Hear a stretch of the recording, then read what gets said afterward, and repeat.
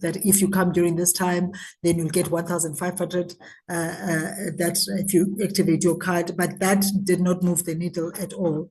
We dealt with recruitment by supplementary recruiting from other sources. We went on tender to try and help people to help us with that.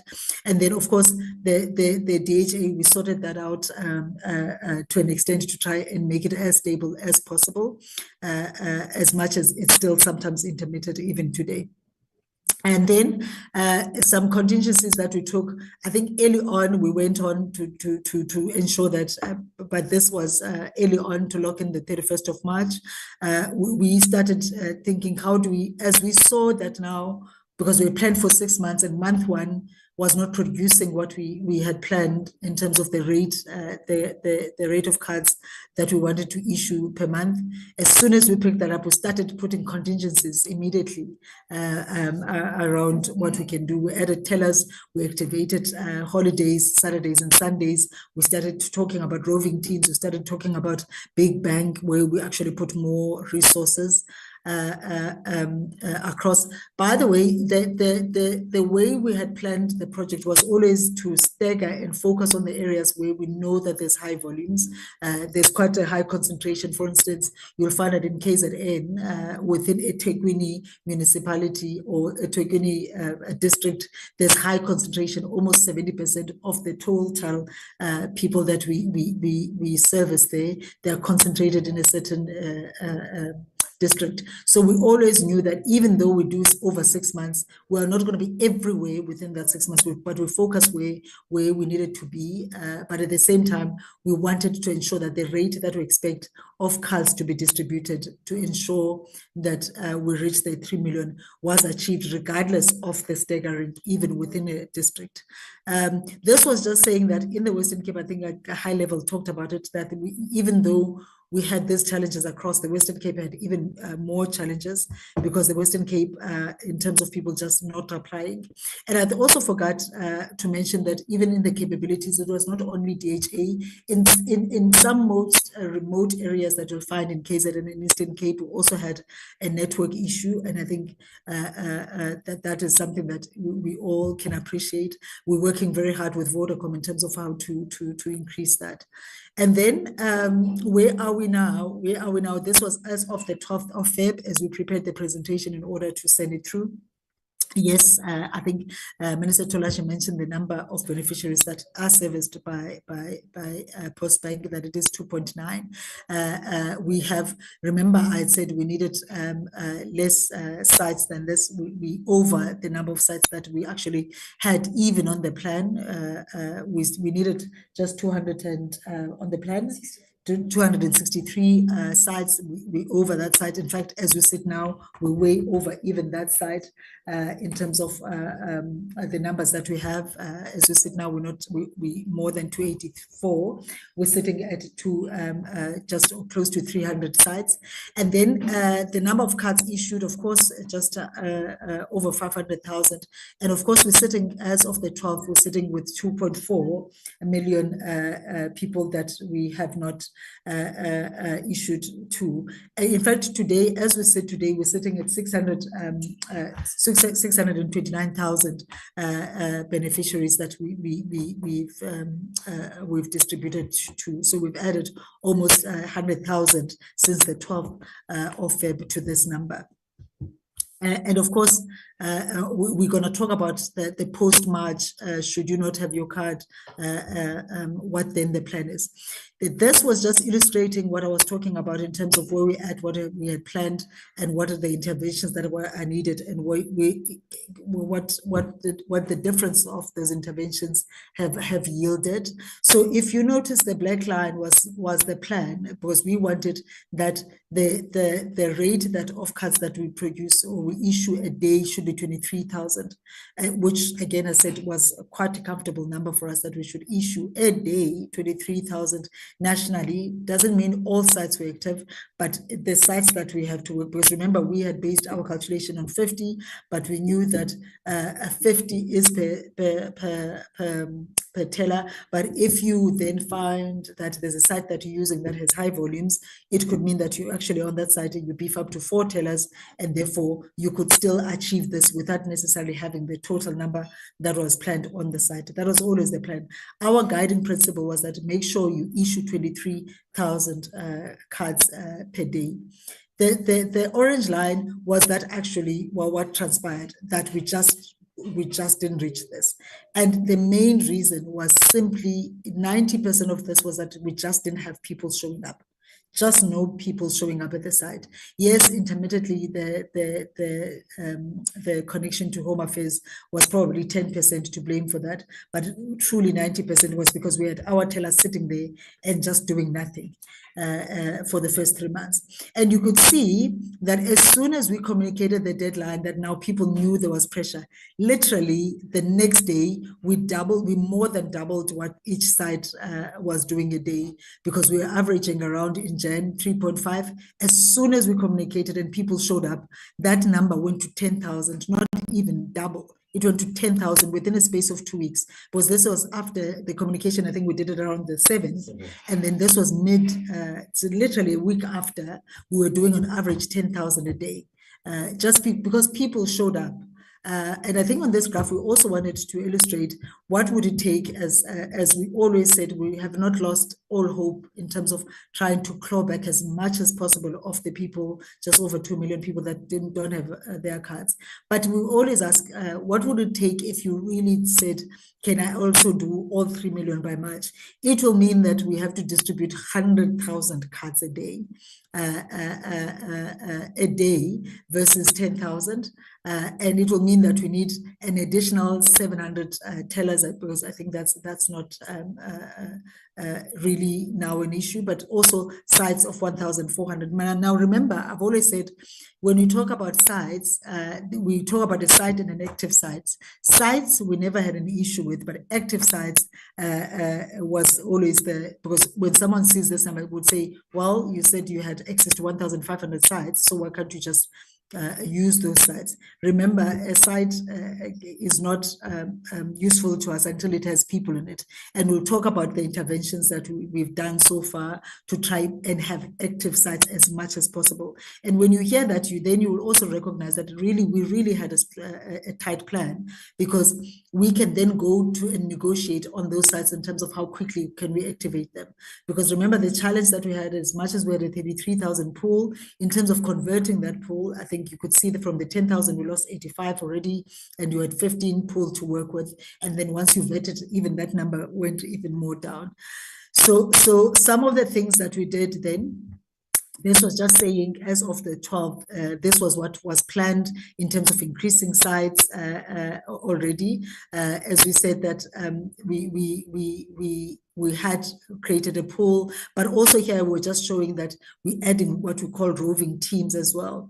But I think for me, what's interesting was because the question that I think even our ministry had asked us is to, what are the big bang things that we can do to try and really tick the needle? And therefore, those are the two things that I really want to talk to. And then after that, I'll talk to the post-March guarantee that we want to give, and the comfort that we want to give, that we will not let any beneficiary not have access to their funds.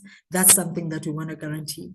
So what are the two major things that we're doing to ensure that we take advantage of the fact that people have showed up, firstly, but secondly, also that the fact that if you do show up, you don't stand in a queue for a long time and wasted your time. But also, if you do show up, how do we almost make sure that you don't go home empty-handed?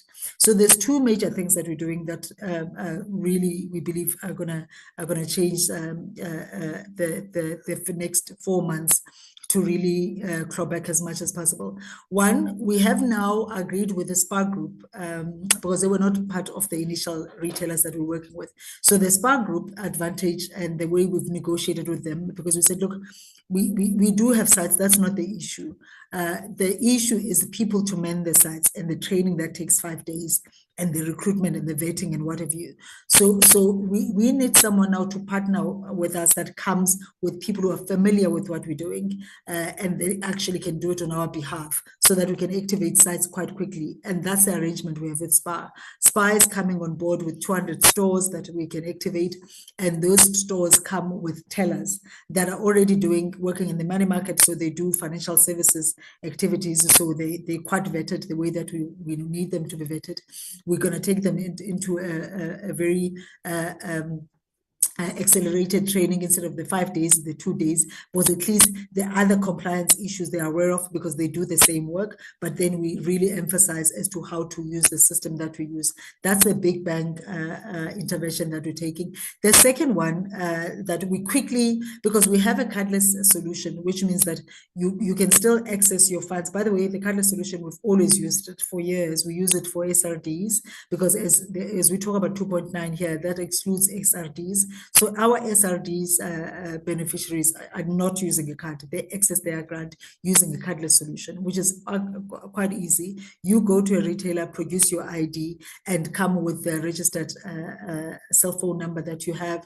And then once you get there, you give them your ID, and then you get a confirmation, almost a PIN that goes into your phone, and then you must give that back to the person on the till. So it is quite a properly closed and secure process that we use. It's the same process, by the way, as the e-wallet, I think that most of us are familiar with. So it's not a special process for Postbank or something that is not trusted within banking. It's the same concept. So we then are now working very hard around the clock to expand the cardless solution to the beneficiaries. Now, the advantage of this cardless solution is that it is so easy to onboard some person. So it will actually alleviate the pressure on the queues. If you do show up, you can either go home with a card, a plastic card, or you will go home being registered on the cardless solution. And you can go home and not have to worry in terms of April. It means that you will be able to access your grant even beyond April. It will then be your choice whether then you revert back to the card, although we do encourage people to revert back to the card because it's much even more convenient than the cardless. But it will be at your own convenience and also at your own time that you can register for the card. But it means that you go home with a cardless solution, that it gives you access to the grant. But also, because it's quick, it can go through the queues very quickly. And also, we are going to have our own people assisting people to register to ensure security of the information. So now we're busy quickly developing, in fact, we finalized the developing of a quick app that our own people are going to use to ensure that this onboarding of customers is secure and that information is logged in, and that information cannot be lost because that's important to us, and it also is compliant. So that's the one. That cardless solution serves two purposes: taking care of the queues relief, ensure that people have access through their grant now and beyond March. And of course, the one in terms of rapidly increasing sites for people to access their grant is the SPA one. And then, of course, the contact center, there has been some feedback in terms of the contact center and communications. We've ramped up communications so hard. In fact, I think the reason we see the queues because it was that drive of communication that we did. Very grateful to both ministers in terms of the statement that they did. I think the first ask actually was to move the deadline. That we did immediately as soon as we got that feedback. We moved the deadline. The contact center, we doubled the contact center as soon as we could see the volumes within the next week. We initially had 15, we added 15. We're busy now recruiting 22. SASSA is also kindly has offered their call center, although they did let us know that, look, our call center can help, but don't rely too much on it because we're also now getting volumes with other matters that we're dealing with. But it is supplementary, it is helping. So we've aligned SASSA and ourselves in terms of what to communicate. The one area that people are calling with regards to is where's my nearest site. Now we've done this again using feedback. We've published this site view. If you go to any LinkedIn LinkedIn, you'll find the site. If you go to our Facebook, you'll find it. If you go to our TikTok, you'll find it. If you go to our website, you'll find it. I think even on DCDT, they were going to publish it. We're going to update that site every week on these platforms. But if you want a live update of the site, we've got a USSD that you can dial at the comfort of your own home, or you can call the call center to find out where the nearest site is. So that's another thing that we've changed quite rapidly.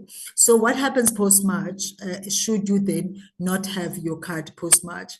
Like I said, I'm not going to explain the cardless solution, but also we're busy talking now with SAPO, because that's another familiar way that people had used in the past.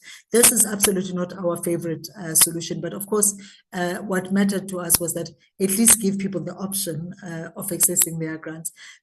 Also remember, our sites don't close on the 20th of March. In fact, post the 20th of March, we're probably going to even have more sites. So a person when they get their grant now in March, they really still have the whole of March to go and get their card. So we will continue to drive the comms, we'll continue increasing sites, we'll continue driving people, so that we even limit people who don't have cards come the next payment run, which is in April, I think the first Tuesday of the month. So we limit that number even post-March. We're going to drive very hard that people go and get their card. If not that, the cardless solution. But the SAPO branches, we're putting them also as an option, because we know people are familiar with. SAPO does have over 500 branches nationally. We get that list updated. We are working with SAPO very hard to ensure that the experience now within the SAPO branch is the most optimal, that as much as we can, because we know the feedback that we used to get in the past, that some SAPO branches, people were grieved and therefore didn't want to help beneficiaries due to what people went through. But we're working very hard with SAPO, and I must say they've also partnered with us very well. The idea was that then, as we sit here, and of course we'll always read this, that we want people to stop using the SAPO branch at least by June. So we want to extend at least the SAPO branch option post-March up until June, give it 3 months. And simply because that channel, besides it not being the most optimal for customer experience, we know that you still have to use a CIT company to provide funds, and sometimes they get delayed, sometimes they have an accident on the way. We are aware of some of which then means the funds might not be available, they will run short. We're very aware of that. That's why we're working very hard with SAPO currently to try and prevent as much as possible of that happening. That's why, though, as well, we don't want this to happen post-March, as we stopped paying grants at the SAPO branches a while ago. By the way, we still pay a small portion of people at the SAPO branches. People who did not use the SASSA Yellow Card used a post-bank normal banking account. Some of them are still using the SAPO branches. It's like 20,000. So we're still using that channel. It's just a matter, again, of expanding on that channel. That will be me, Chair. I've ran through the presentation very quickly, but I think I did explain everything quite well. Very happy to stop at this point. Thank you. Thank you so much, Chair. Thank you very much, CEO Bengashe. Chairperson, could I then hand over to you? I believe that the next presentation may be SASSA. Thanks. Thank you, Chair. And thank you to the CEO of Postbank for that presentation. We will give the honorable members the time to deliberate and ask questions and make comments on this presentation immediately after we've had a presentation from SASSA. So I would like to hand over to SASSA for this presentation. Thank you so much.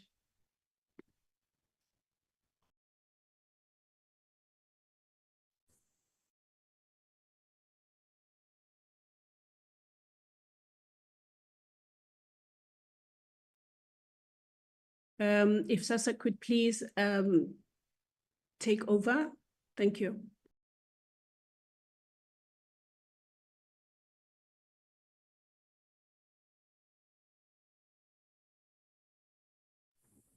Apology, sincere apology, Chairperson.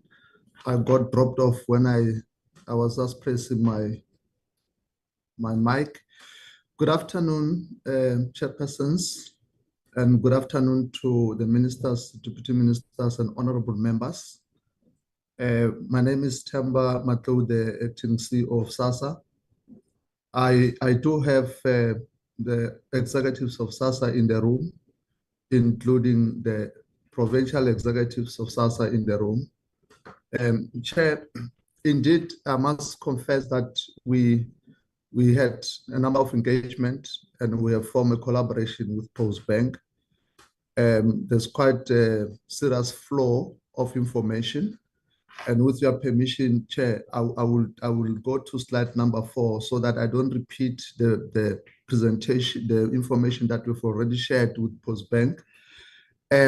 With this slide, Chair, is just to illustrate what the minister and also the CEO of Postbank has already highlighted in terms of the distribution of payments across all the channels. You will see that Postbank does pay the SRD and also pay the 2.9 as illustrated in the presentation.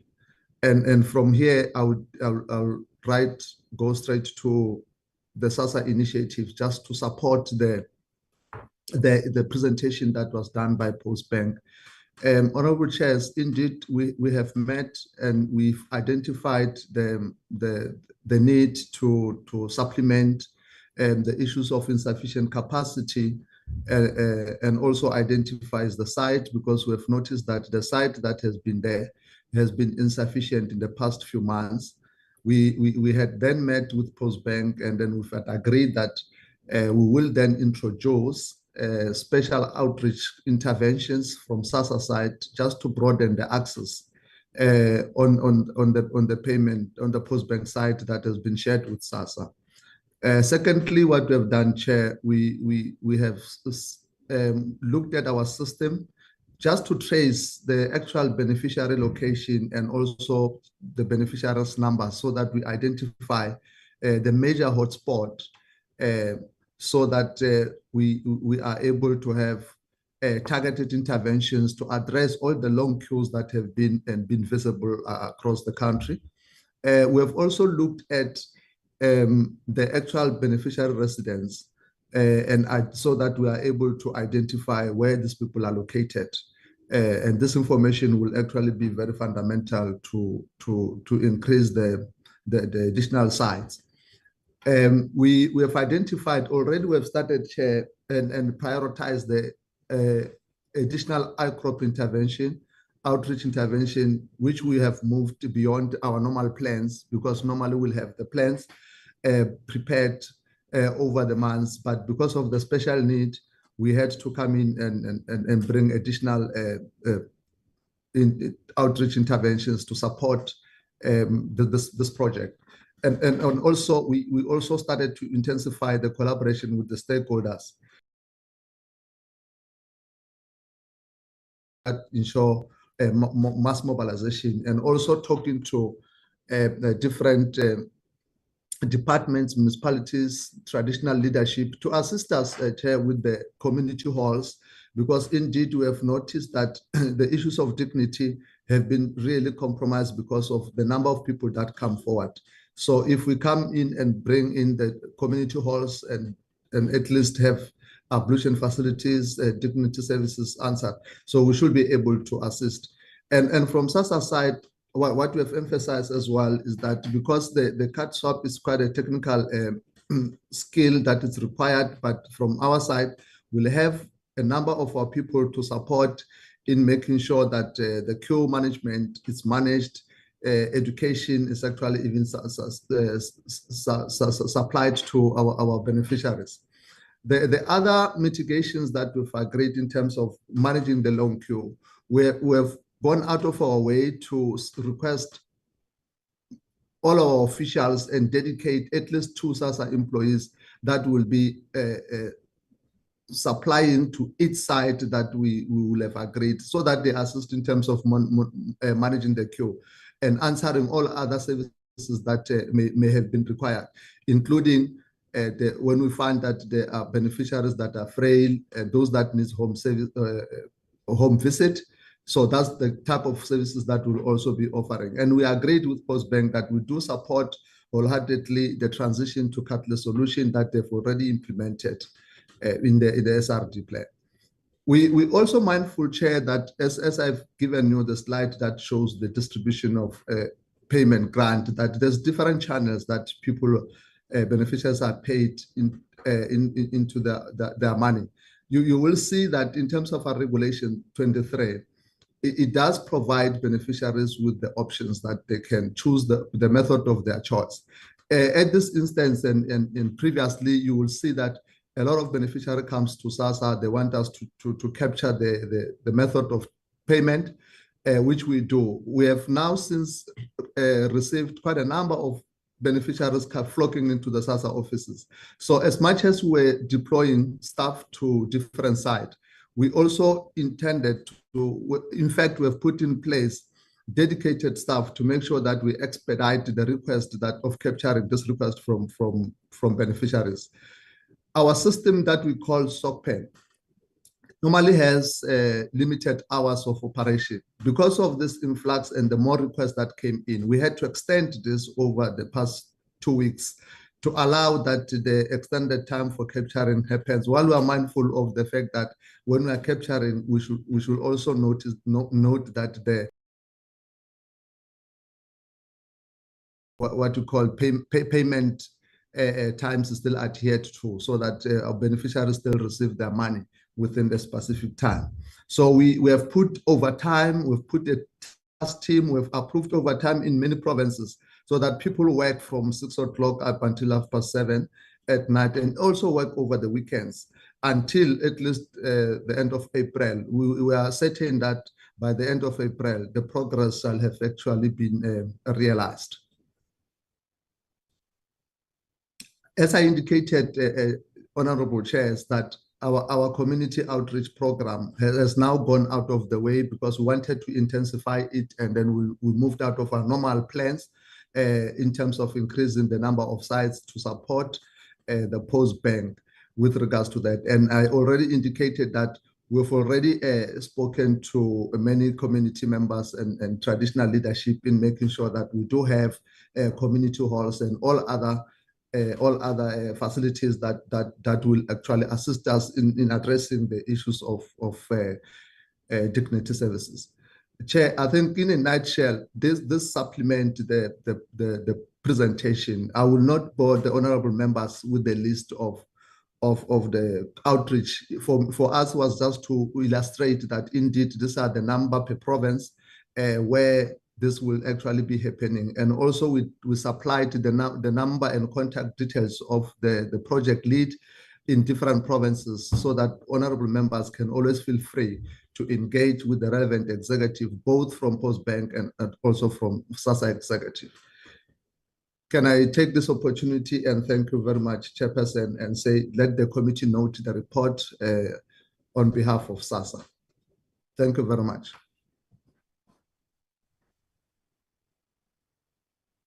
Thank you, Mr. Matlo, for that presentation. I will hand over to the honourable members to please ask their questions, make their comments, and for the deliberations to ensue. Just before I do that, I would like to also say that in case the deliberations are taking longer, although the SASSA presentation has been shorter than what we thought it would have been. So we're still almost on time for this meeting, but I would just like for the members to consider that we might need some time for deliberations, but I'm not saying now we must just go on and on and on unduly just because we might need some time. So with that, I see that Honorable Munyaye's hand is up. Thank you very much indeed, esteemed honorable co-chairs, esteemed honorable members, esteemed honorable ministers and deputies. I welcome the presentation first by the Postbank. and secondly by SASSA. What I welcome with the previous presentation of the Post Bank is the corrective action plan, which I think it's a building block for us to establish a state-owned bank in the Republic to serve all our people who are not bankable, who are in the most rural part of the country. And that is a step in the right direction. And I think, Honorable Chair, we must note that we can't have endless deadline. We can't have endless deadline. There must be an end to these issues through the upscale, the capacity, joint capacity that are combined between SASSA and as well as the Post Bank to upscale the coverage of this black card that we're talking about, to make sure that all the peoples are really registered. We represent these people. It's our own objective view, Chairperson, Honorable Chairs, that the people are registered as practical and urgent as possible. The measures we've seen, proactive measures that has been put forward, and how those issues will be managed. Chair, I think I must also try to emphasize this point of the separation of powers between the executive and the legislature. Because sometimes, as the legislature, we may come to conclusion of what we call overreach on the task that's supposed to be done by the executive. The issue of postponement or not to postpone lies squarely on the executive, functions of the executive. And I think it's important for us, because we're the genuine representative of our people, to raise issues of concern that affect our people.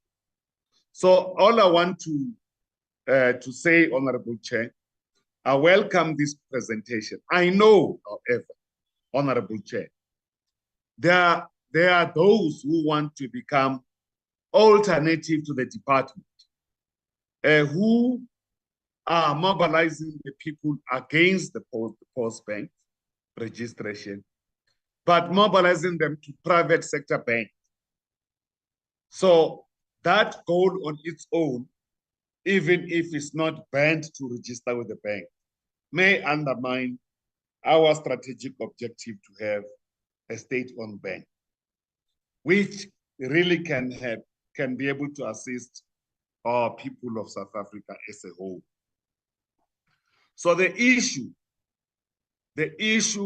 of the parties to mobilize people, sometimes they are giving a confusing messages that seeks to undermine these two entities of government, in particular the Post Bank.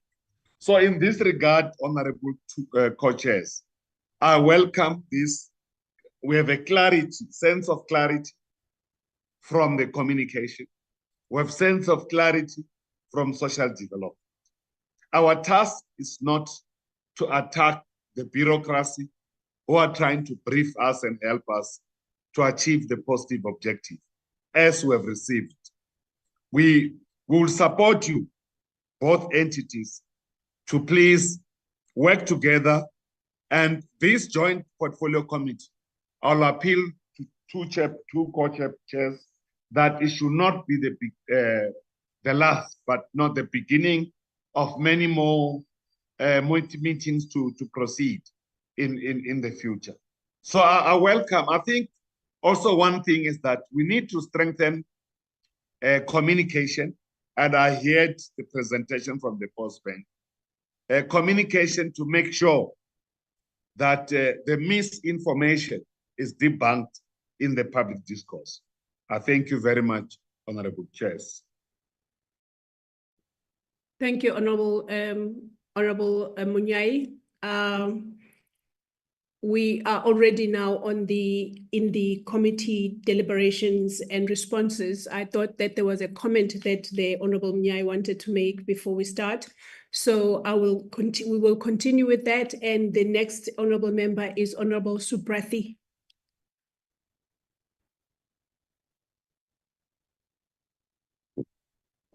Thank you, Chairperson, and let me welcome the presentation and emphasize that this migration is of great national importance, and it's therefore crucially important that we mobilize all national resources to achieve the desired objective of converting the SASSA gold cards to the Postbank black cards.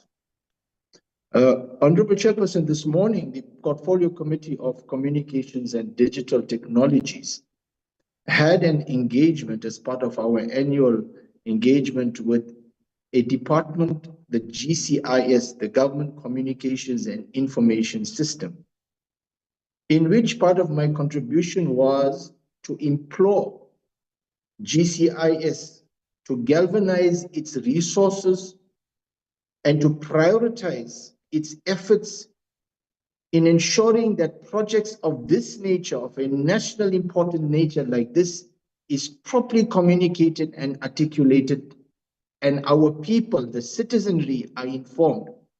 Because what we've seen here is that we have managed to about 500,000 of the 3 million have been migrated, but a huge amount has been left, and that's probably speaks to how effective are we communicating and reminding. And I implored the Honorable Minister, the Deputy Minister who was present, Honorable Kenny Morolong, to engage GCIS deeply. And subsequent to that, I also had an engagement and I called the Honorable Deputy Minister to implore the GCIS. So I'm quite pleased that I think from GCIS we can expect a very, very significant drive in the next few weeks using radio, community radios, which GCIS sponsors through, and I suggested the use of simulcast. Also the effective use of social media, crucially, for example, the use of TikTok, and as well as the WhatsApp channel where there's 1.5 million. So the first point I wanted to contribute is that we've appealed to GCIS to start an aggressive campaign to inform our population, our citizenry, of the crucial importance to migrate and give reasons of the migration, because this is an essential aspect of the old gold cards have been compromised, security compromised, and part of our Reserve Bank requirements for Postbank is to migrate. The second contribution I wish to make is what can be, therefore this begs the question, and I'm asking the question to Postbank, is if we see a huge increase in the flow of traffic, what are your contingencies therefore to increase capacity to deal with these increased flows? The second contribution I wish to make is to suggest alternate sites that our people are familiar with, are comfortable with. Many of our old people might find it awkward to come into a mall where access to food, to familiarity, to ablution facilities, etc. is challenging. And I would like to suggest sites where people congregate naturally, sites like hospitals, sites like our churches, sites like community halls, and maybe even home affairs departments. And maybe these are satellite places where I believe in the next 3 and 4 weeks, there should be a focus in terms of attracting people to areas where they are quite comfortable. Chairperson, I want to join Honorable Shiledzi Munai in saying that I do not believe that an extension should be considered, because if we consider and announce any extensions, it will only breed, people will again get slack, they will not take the deadline seriously. I firmly believe that if we have set a deadline of 20th March, we should hold ourselves accountable in terms of meeting that. Chairperson, I saw that when SASSA has had in their presentation that a special team is there to support the swap to other banks. Chairperson, whilst I agree and I understand that our people have a choice of other banks, I must humbly submit that the Post Bank is a national asset of our people. It is a means through which the most rural of the rural areas have access to some form of banking, and it's therefore crucially important that we ensure that Post Bank is not compromised in this migration process in terms of its critical mass, in terms of retaining as much of the customers that it presently has. And therefore, I am appealing that we must be very mindful of ensuring that Post Bank, as a national and as a state bank, is not compromised, because it, as I said, it is a national asset, and it is that bank that is accessible to most of our people. Finally, Chairperson, I think those were the crucial points that I wished to make. Thank you so much, Chairperson. Thank you, Honorable Suprathi. The next honorable member is the Honorable Abrams. Thank you, Chairperson, and let me welcome the presentations. Chairperson, these presentations are another case of too little, too late. Both entities have caused undue physical and emotional distress to most of the vulnerable citizens of our country, and they continue to be ill-treated, which leaves a stain on our government, Chairperson. From my perspective, Chairperson, this lays bare the ineffectiveness of two national government entities which have been failing citizens for many years, Chairperson. The Post Bank, which has recently retrenched thousands of workers, with their, whose sustainability is forever resting on bailouts, and SASSA, who's effectively leaderless at the moment, Chairperson, as their CEO enters her third month on full pay suspension, while every other person in SASSA is on acting capacity. Chairperson, the further away these two entities can get from each other, the better. And that would be in the best interest of the 3 million people who are still relying on the service. And therefore, we encourage SASSA to continue to prioritize and encourage the switch to bank accounts, which have been more reliable and more well located across the country. Chairperson, I think it is important that we remind ourselves that the access to social grants is enshrined in our Constitution, and therefore cutting any social grant would be in conflict of this. It would violate millions of people's human rights. It would deny that person access to food, access to their medication, access to their shelter, and definitely access to their dignity. And that is why, Chairperson, I welcome Minister Malatsi's commitment that no single beneficiary will be without their grant despite the deadline. And I believe that is the reassurance that many people in those long queues have been praying for, that no single beneficiary, despite the deadline, will be without their grant, Chairperson. Chairperson, some points of clarity that I need to request. And one of that is, Chairperson, that the Post Bank must provide us daily stats on the switches with breakdowns per province to measure the effectiveness of their plans, so that members of these two committees are well informed. And also that information must include active or, as they have it in their presentation, working or current sites per province and staff at municipal offices. And for SASSA, Chairperson, SASSA must also give us weekly stats on the number of beneficiaries switching over to bank accounts per province. Chairperson, just to highlight a complaint that's come through to me, and that is that beneficiaries who do not have their IDs, who do not have an ID number, those beneficiaries are still finding themselves being turned away. They are supposed to get paid at post offices, but many post offices, as we know, are closed and they are turned away. So we need some clarity as to where these individuals with no ID numbers can change and replace their SASSA cards, because there seems to be no plan for them. Chairperson, I think there also needs to be some clarification on the extension, because the presentations speak to multiple dates. It speaks to the 20th of March and it speaks to the 30th of March. And then it also speaks to a date of the 30th of June. And so if you can just get clarity on what exactly the deadline is. Chairperson, because this hopefully is now being broadcasted, I'm sure there are many on the platform who are seeking answers, and I don't think it's been properly clarified, the cardless option, and how individuals need to go and access that cardless system, and also when they'll be notified that cardless system is in effect, and whether or not those cards will be delivered to their doorstep. So that can just be clarified. Chairperson, I'd like to find out why Postbank did not advertise the deadline from day one. Why only advertise the deadline when the plan was not working? And then, Chairperson, a point that I raise frequently in our committee meetings is, why does the entities not communicate via members of parliament? There are 400 members of parliament, each with a constituency base, that can assist with advertising, and SASSA, for one, still does not utilize us. I mean, I listen to the radio, I'm on social media, and I haven't come across the adverts that they are speaking about.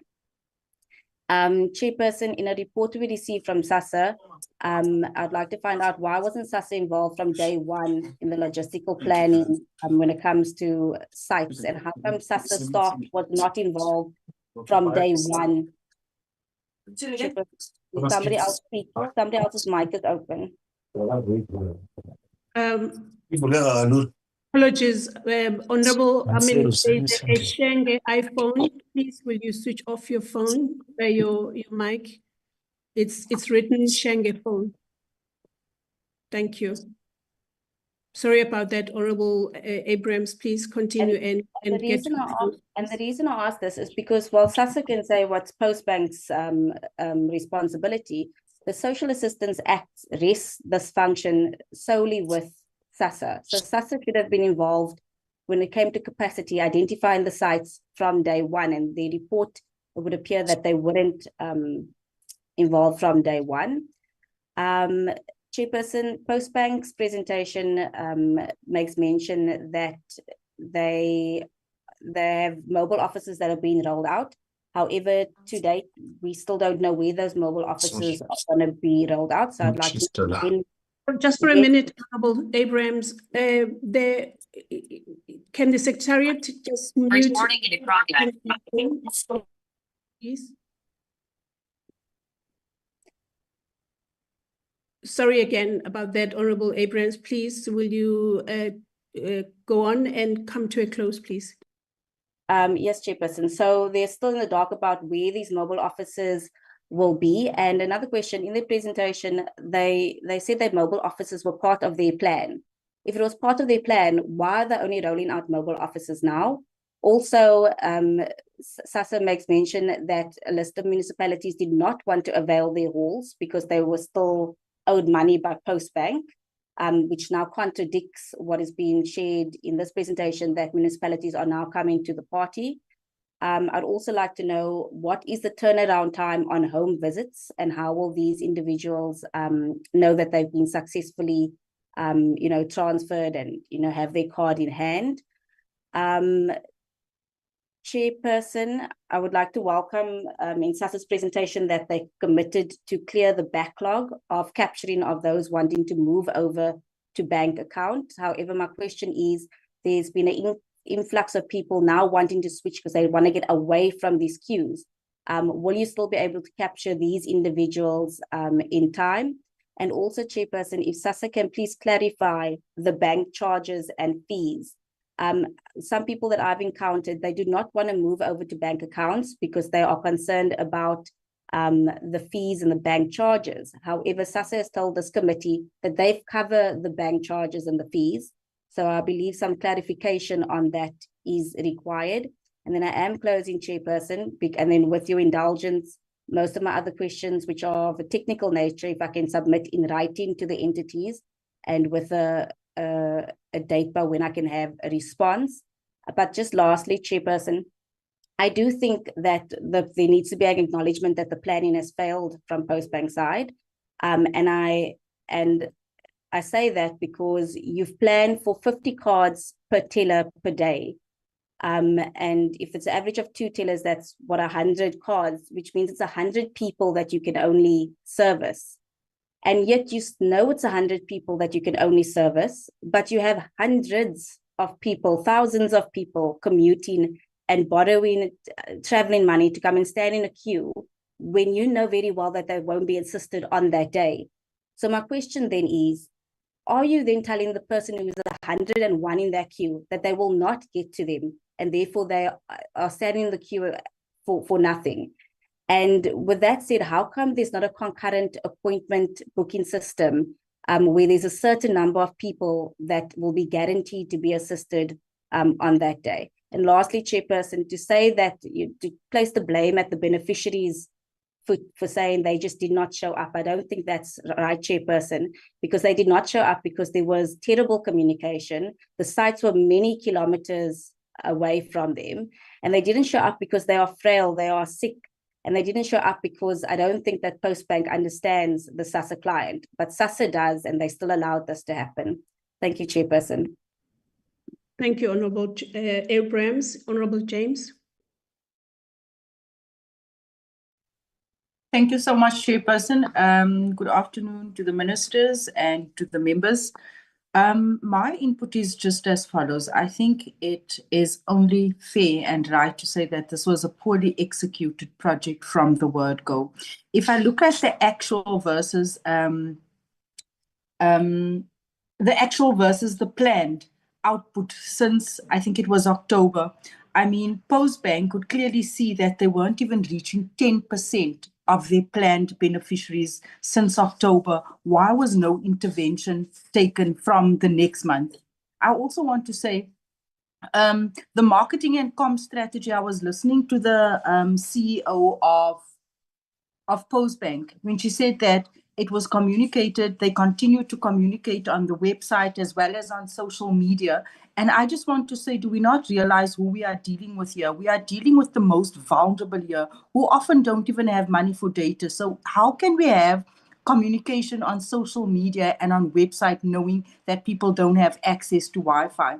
The comm sites, I'd also just like to propose, and I think one of the members suggested this earlier on, if you look at where these beneficiaries frequent, it is hospitals, it is the very retail sites. What did our marketing and communications plan? Did it include these retail sites? Did it include our clinics, our churches, our NGOs? Because these are the stakeholders that the beneficiaries usually engage with within communities.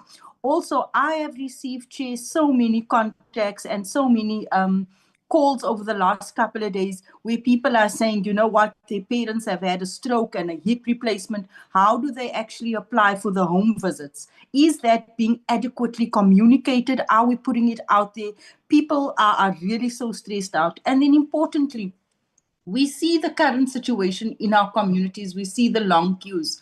What are we doing about ensuring the safety of these beneficiaries? We've seen people fainting. We've seen people collapsing. What strategies do we have in place in terms of sort of analyzing the risk, looking at their safety, looking at getting medics on site, looking at actually treating these elderly and our beneficiaries with a little bit of dignity? It's been so hot in the Western Cape, and there's not even water for these people that's standing in the long queues. So I think importantly for me, it is to start treating them, because we know we're going to have an influx. We know that as of today, it's not going to be smooth sailing as what was projected in the presentation. What are we doing to ensure the safety and the well-being of our beneficiaries in these long queues? But I also want to say, I think that accountability must be taken here, and we need to own up and say that this was a poorly executed project. Thank you.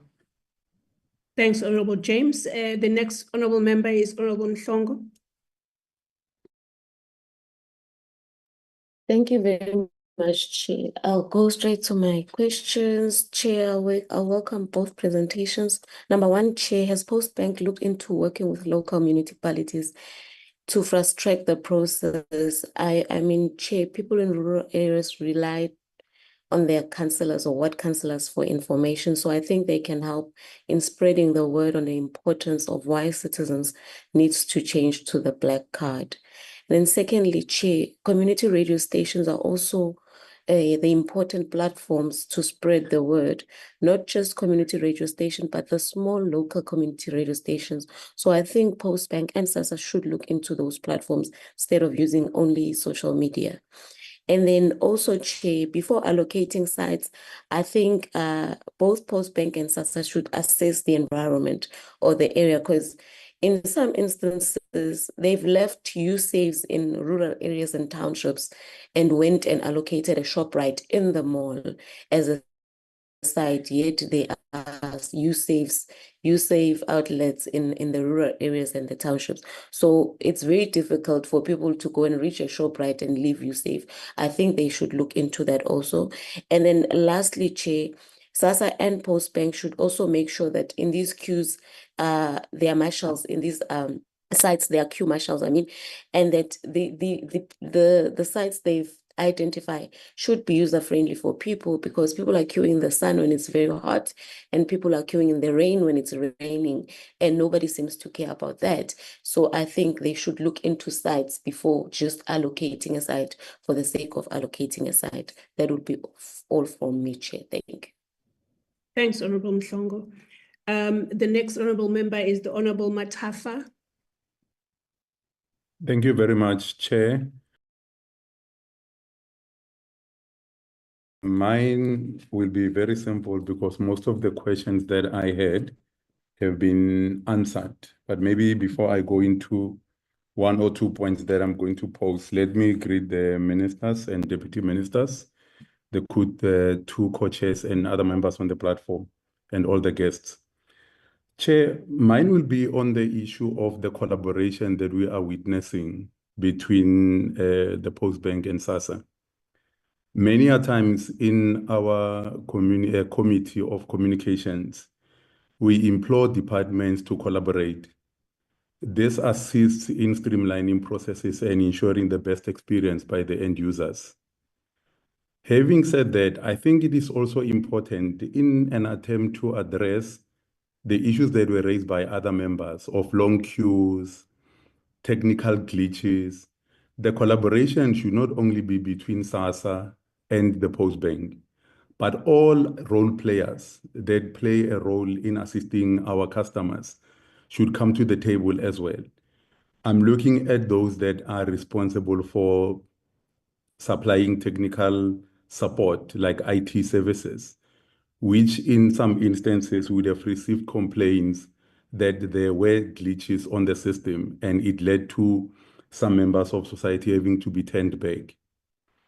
The second point, Chair, is on the issue that was raised initially by Honorable Munyai, as far as communication is concerned. I agree fully that there should be streamlined communication. It might be different voices, different mouths, but the message must be the same and it must be strong. And the message, Chair, should not only be limited to the process towards the deadline. After the deadline, what happens? Do we have a message in terms of how do we communicate to those that have been left out? I want to suspect that once the deadline has come and gone, those that are left out, because I believe that it will happen, that there are beneficiaries that are going to be left out. They might be vulnerable to scammers who might want to take that advantage that those that are still left outside, particular misinformation is then spread and our vulnerable members of society fall victim to this particular scammers. So I want to check. As much as I've heard, there was an indication that there is a contingency plan. Can we maybe talk to that plan in terms of what then happens for those that are left out of the deadline? And again, implore those that are responsible for communication to craft a message and own the narrative once the deadline has come and passed and there are members who are outside. The last point, Chair, from me will be on the issue that Honorable Hlongo has raised as far as rural areas are concerned. Are there contingency plans to ensure that those that are unable to reach those points of presence are assisted? or those that are outside of the 30-kilometer radius that has been put as a safe zone to be able to be reached by all the beneficiaries in that particular area. Very last point, on the issue of the support that SAPO should be getting, I want to agree with Honorable Subrathi and other members who spoke that this presents an opportunity for the Post Bank to be fully operational, to be strengthened, and all efforts should be made to ensure that this process strengthens the Post Bank. Unlike what we are seeing with some individuals and some political parties driving a narrative that commercial banks are more reliable than the Post Bank. So it is important that as government, we go out of our way to ensure that this national asset is protected. And for me, I agree with the members who spoke that this initiative is one that we can use as a base to ensure that the Post Bank is saved and it succeeds going forward in providing the public mandate of ensuring accessibility to financial institutions and providing a seamless and cost-effective service to even the most vulnerable of society. Chairperson, thank you very much for the opportunity to participate. Thanks, Honorable Matafa, for that. We will now go on to the Honorable Bodlani. Thank you so much, Honorable Chairperson. Chair, I think if this is how we treat the poor and the vulnerable as a country, we really should hang our heads in shame. For me, the first question is, what stopped the Post Bank from setting at least a soft deadline while they knew that they had those deadlines that they needed to adhere to? Just project management 101, you then set a soft deadline which you communicate to the masses so that at least you are putting a buffer, you are not frustrating your own processes. What stopped them from doing that? Chair, I think priority for us remains that the beneficiaries must be able to get their grants. And we don't want to exacerbate the already poor living conditions of the people who are living below the red line. But the question that we must also be realistic about is that as the Portfolio Committee of Communications and Digital Technologies, we have also seen with the broad digital migration where the uptake remains poor, where government has spent billions of rands trying to migrate people so that they are on the digital platforms. The uptake is not there. I suspect this could also be one of those things where government will perpetually invest in migrating people from the yellow cards to the black cards when there is no interest. But the reality is that there is also private banks. How is the Post Bank going to know that some of the people that were banking with them have now migrated to private banks so that the 3 million figure does not remain at 3 million, because it would obviously move where people are frustrated and anxious about their ability to get their social grants if it is easier for them to just go to a private bank? And what would the loss of those bankers mean for the Post Bank? Chair, I think it is really disheartening to hear that between the 12th and the 18th of February, there has just been an improvement of 100,000. Considering the number of interventions that have already been made. So that is just disheartening.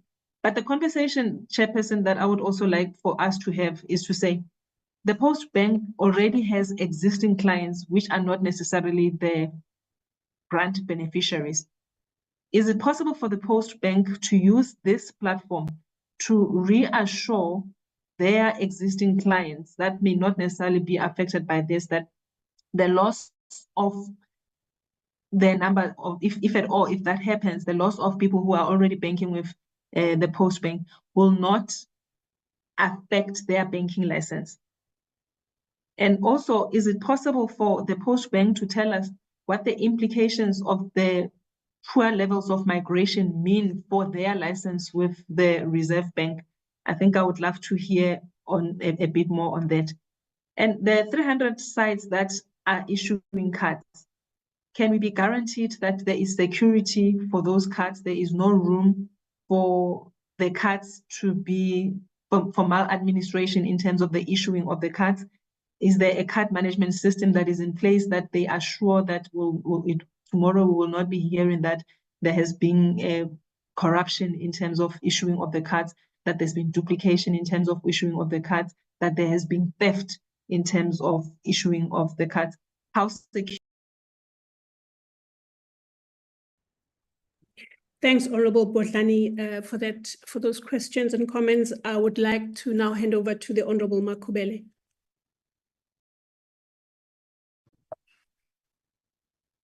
Thank you, Chairperson, and my greetings to the Honorable Ministers and Deputy Ministers and the Chairpersons that are presiding.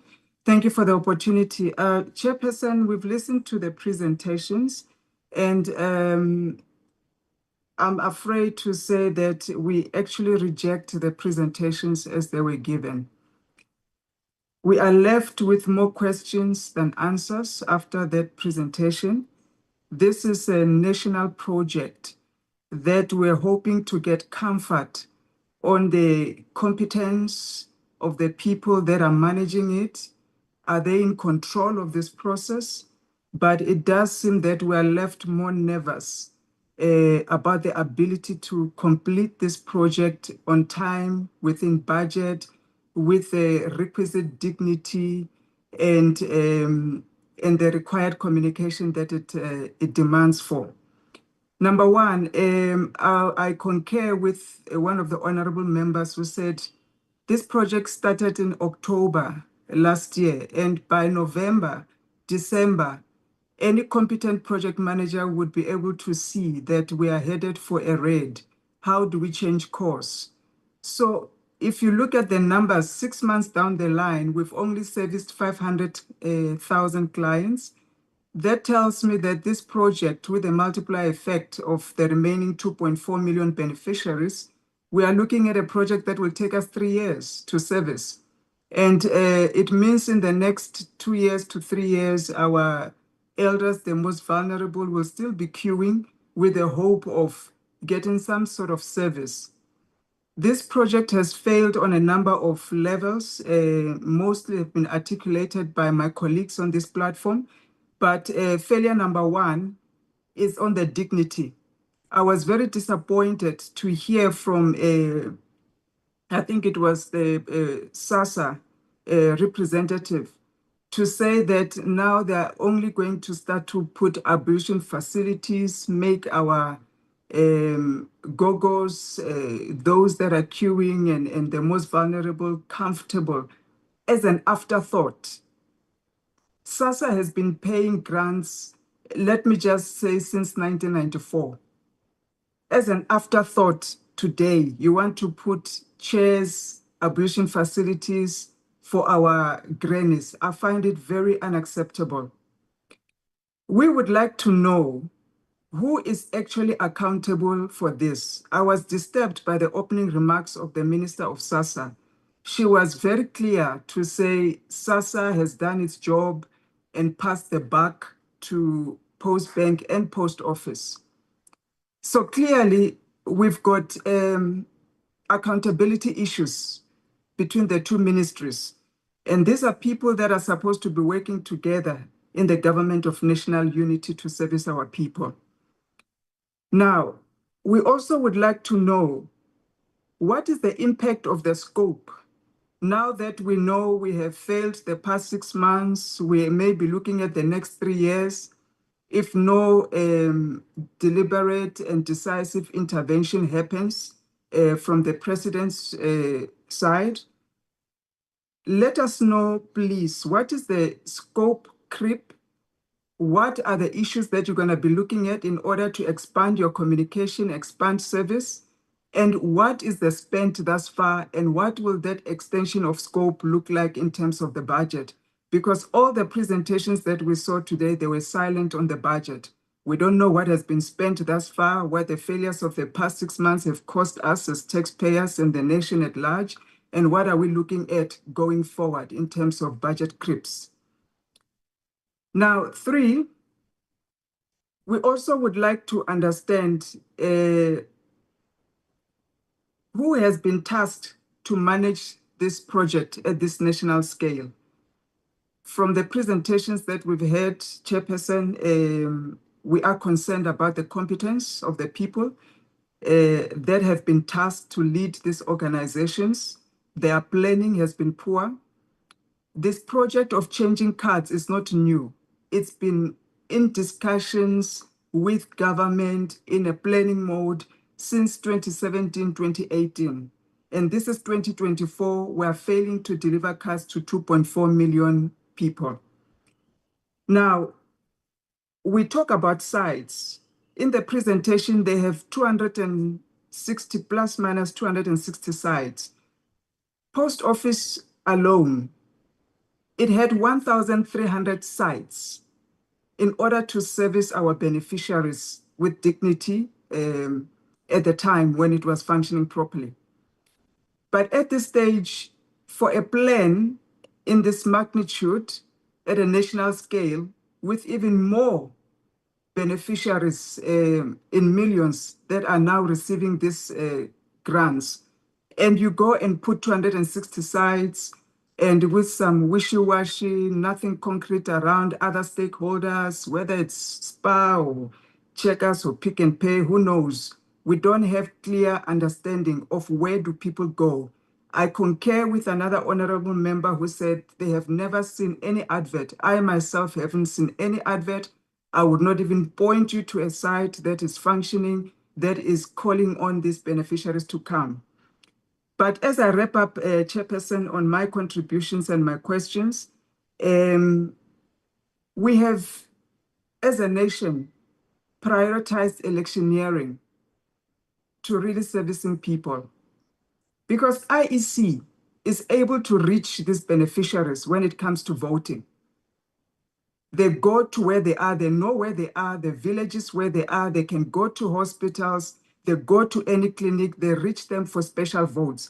What stopped SASA, Post Bank, SAPO, and everybody who's part of this conglomerate from reaching out to this state organ to assist them? If IEC understand the national importance of putting over 2,400 sites for voting districts, why would you put 260 sites to service a national scale project like this?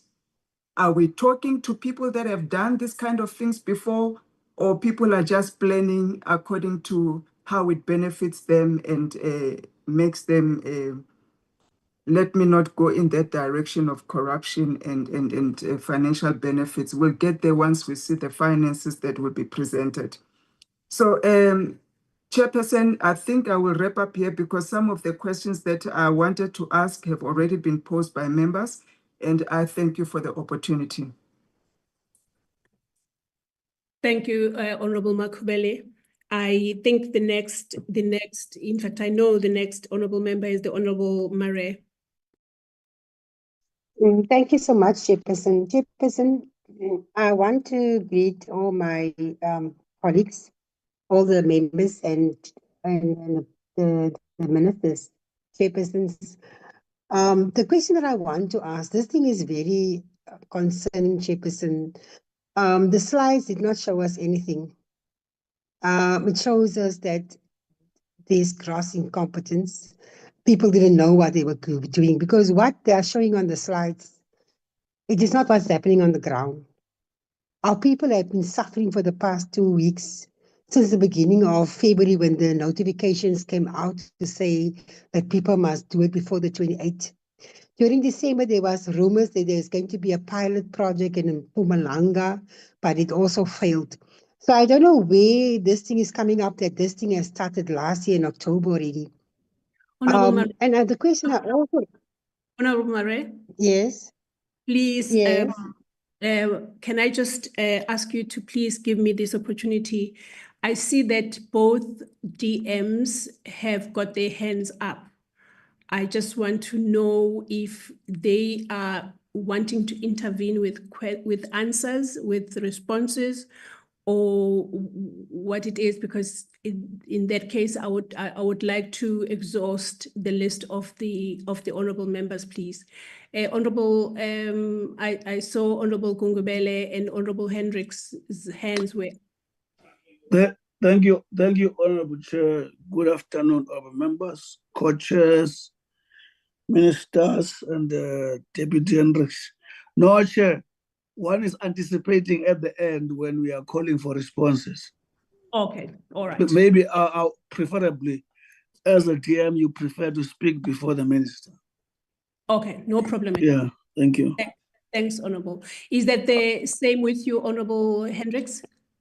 Chair, I'd like to request your indulgence. I'm in Rustenburg. I'm addressing 500 elderly people very soon.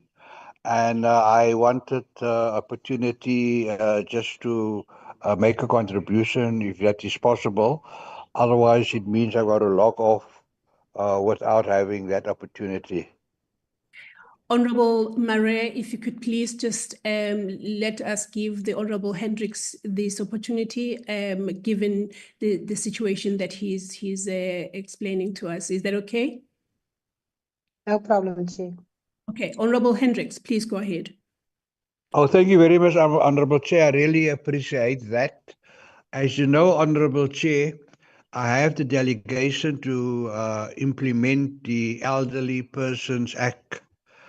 And Honorable Chair, you must have heard the assessment by many honorable members that Elderly Persons Act has been violated by the Governor of the Reserve Bank and also by Post-Bank leadership and SASSA leadership.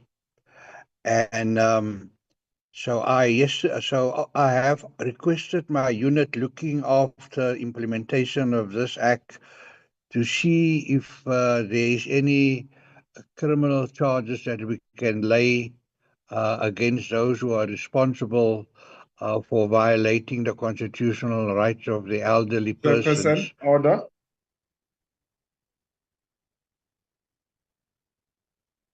Honorable Mnyai. I don't do this to any deputy minister and the minister of the Republic of South Africa. The issue of the violation and so forth and so on, the minister knows where to refer those matters, and the agenda item here that we're dealing with, with respect to the allegation. The agenda that we're dealing with is with respect to the issues of the Post Bank and the efforts that the SASSA, that the minister also is involved to support this effort. Issues of the case and the violation, and I'm sure the minister knows where to refer the matter, because we cannot turn as this portfolio committee and make it now a police station or Thanks, ministers must resolve those issues. Thank you, Honorable Mnyai. Honorable Hendricks, was the issue of your unit working on this the only point you were going to make, or you had other comments with regard to the meeting and the agenda of today? Thanks. That was the only comment, to give people peace of mind, that we've got laws in the country and I've got to implement those laws. Okay. No, thanks, Honorable Minister, Deputy Minister. Thank you for that. All the best with the audience you're about to address after this. Thank you so much. The next honorable member is the Honorable Ngubane. Chairperson. I'm so sorry. It's Honorable Murray. Back to you, Honorable Murray. Thank you. Thank you so much, Chairperson. Chairperson, I just want to say, like all the other honorable members were saying, is that this thing was not planned properly. And it was disgusting to see old people standing in queues in wheelchairs and in crutches, enduring, because old people have this thing, they want things to be done and they don't want it to be done properly. Chairperson, I want to know, I heard what all the members were saying now. How is this go-karts going to save the post bank, because 80% of the post bank is closed. They didn't call in the retrenched workers to come and assist them. They gave the jobs to the people of Shoprite and Checkers and whoever they called for. But there was no communication. It's only when we as members brought this thing up to say that we are having a crisis, people are dying in long queues, then only something was done about it. But till today, we're not going to make the 20th of next month because they don't have the capacity and they don't have the will to do this thing.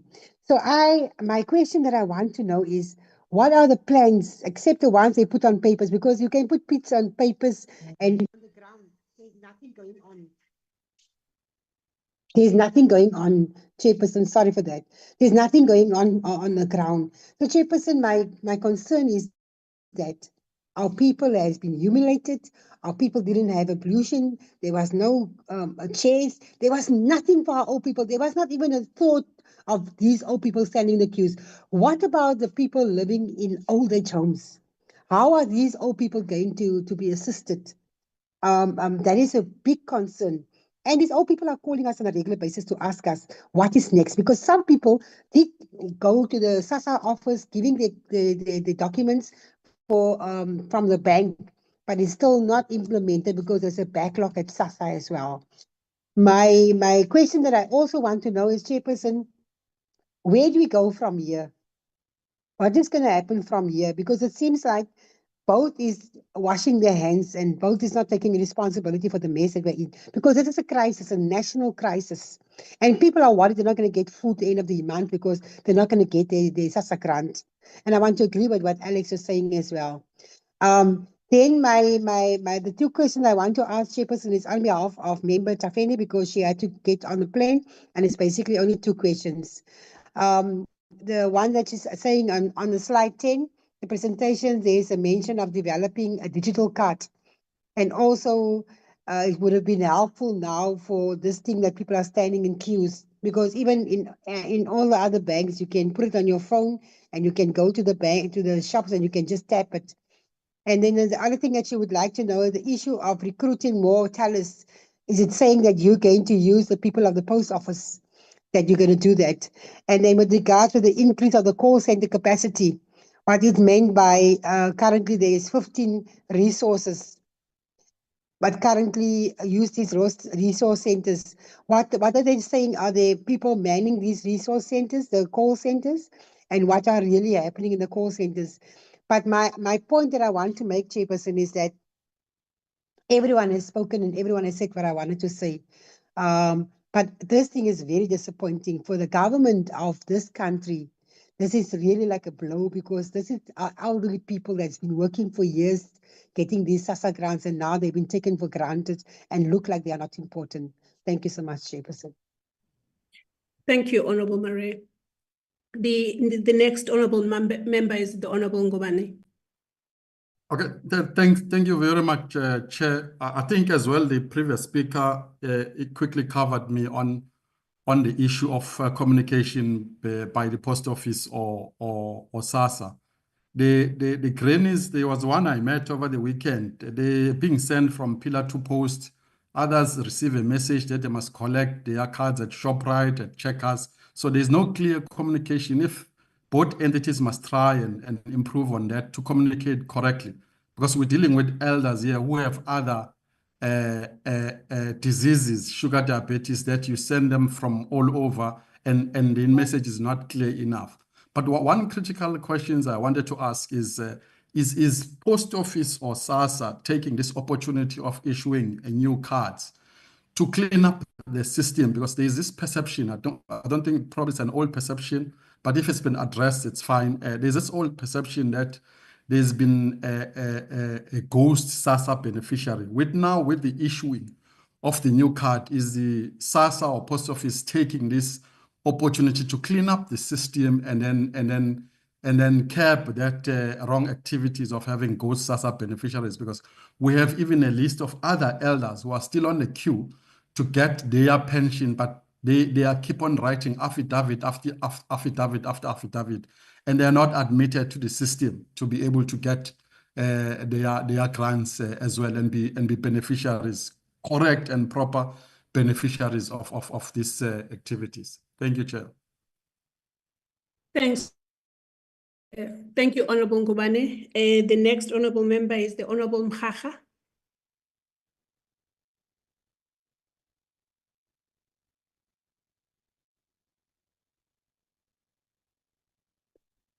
Honorable Mhaha, you are muted still. Thanks, Honorable Chairperson. No, Chairperson. Mine are just proposal, Chairperson, over other proposals that have been made. Because I think honorable members have raised critical issues. And I thought in raising those issues, they are raising these issues for consideration. Chair, mine is to appeal to both departments to strengthen collaboration. Because in a project of this nature, there's no department that will succeed without collaborating with other departments as far as this matter is concerned.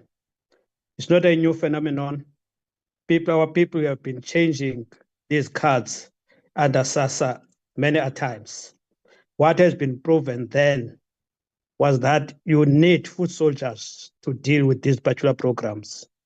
And I'm wondering whether this department could not explore a question of hiring field workers as far as this field workers, because the environment has been polarized because of the extortion that is rife in our areas. And our people, particularly elders, has been the targets of these criminals. Now, and they know that they are targeting their pensions.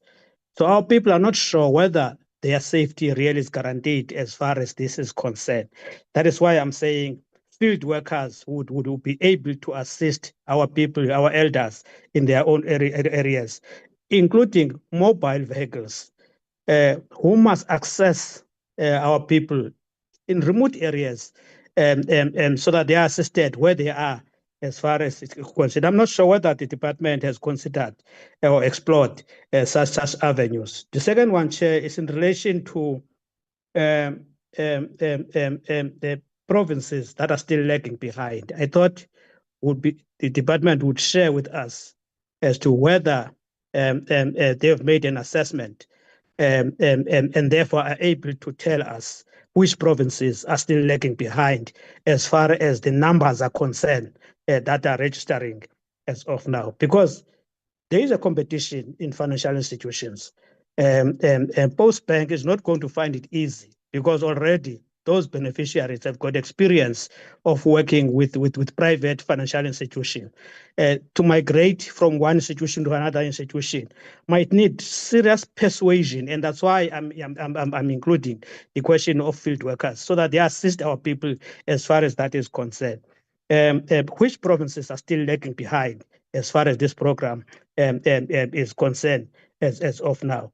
Otherwise, Chair, I thought some matters has been raised. My appeal would be just, let's not make this program a political football.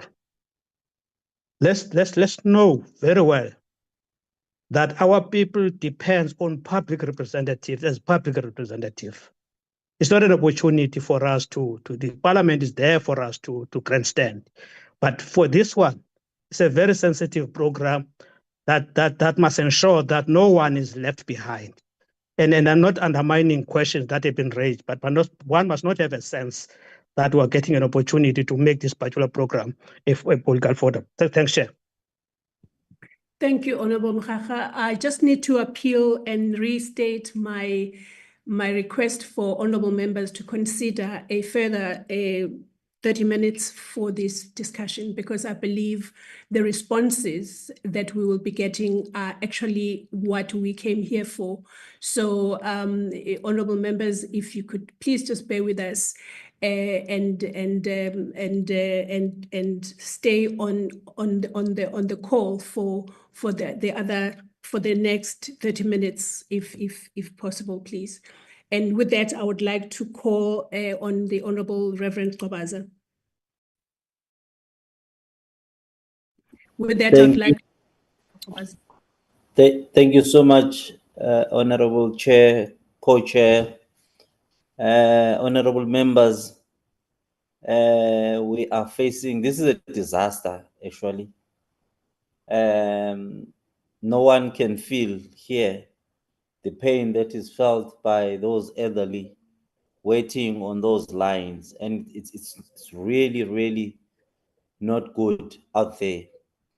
And it's not the first time that we have done this to our elderly in the country.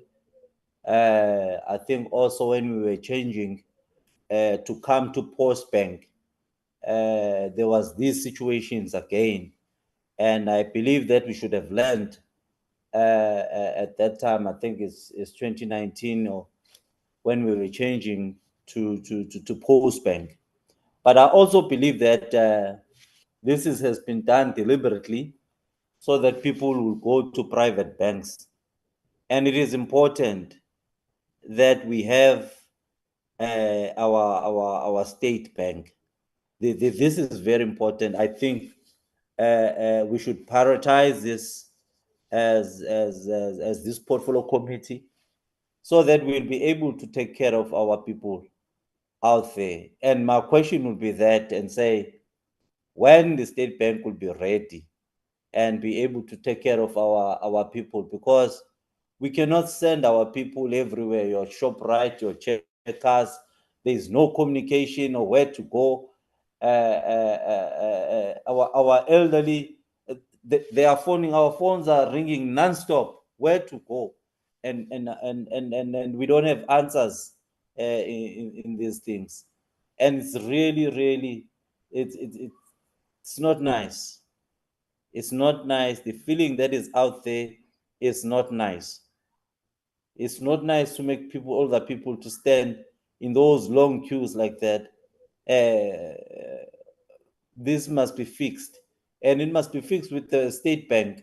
The license must be issued for the Post Bank, and it must run as a state bank. Thank you so much. Thanks, Honorable Reverend Kwabaza. I see that the Honorable, I want to recognize the Honorable Chauke Adonis.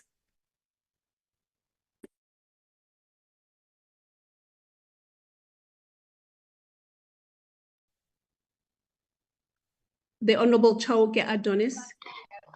Thank you very much, Chairperson. Can I get a confirmation that I am audible? Yes, you are. Thank you very much, Chairperson. And I'd like to appreciate the presentations that have been made, and also greet fellow honorable members, the Minister, Deputy Minister, officials, and the representatives from the departments as well, and the joint chairpersons who are.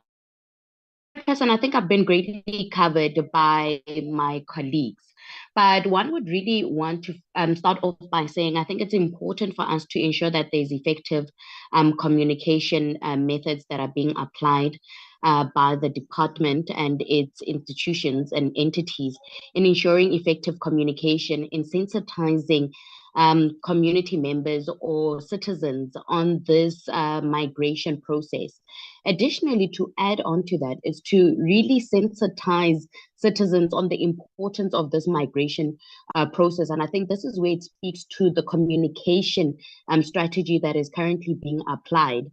I think it's very important for us to really reinforce why it is that we've got citizens migrating from the yellow card or gold card to the black card, and we want to ensure that our state institutions, such as the Post Bank, are reinforced and strengthened in its capacity and capability.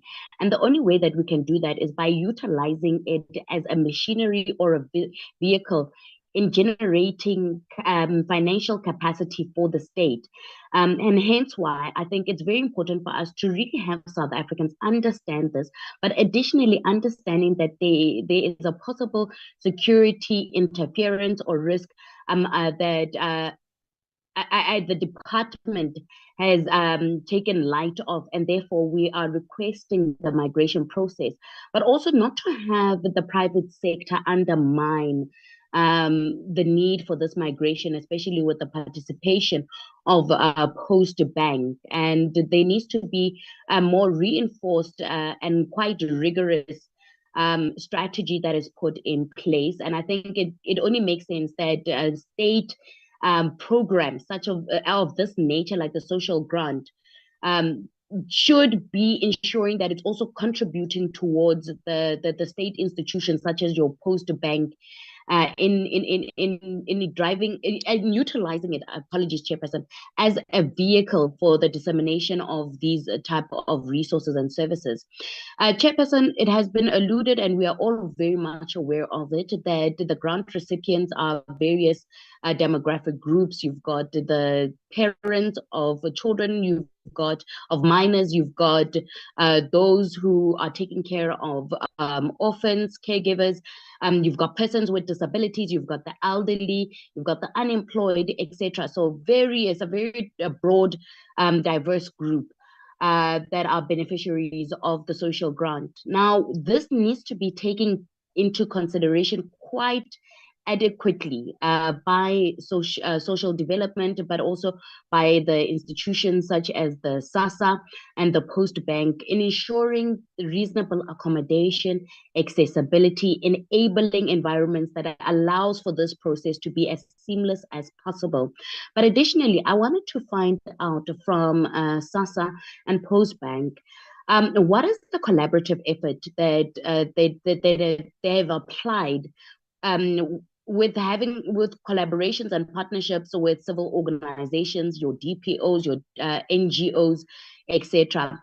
And additionally, what is currently being done for facilities such as your psychiatric institutions, your full day and night care centers for persons with disabilities, your old age facilities?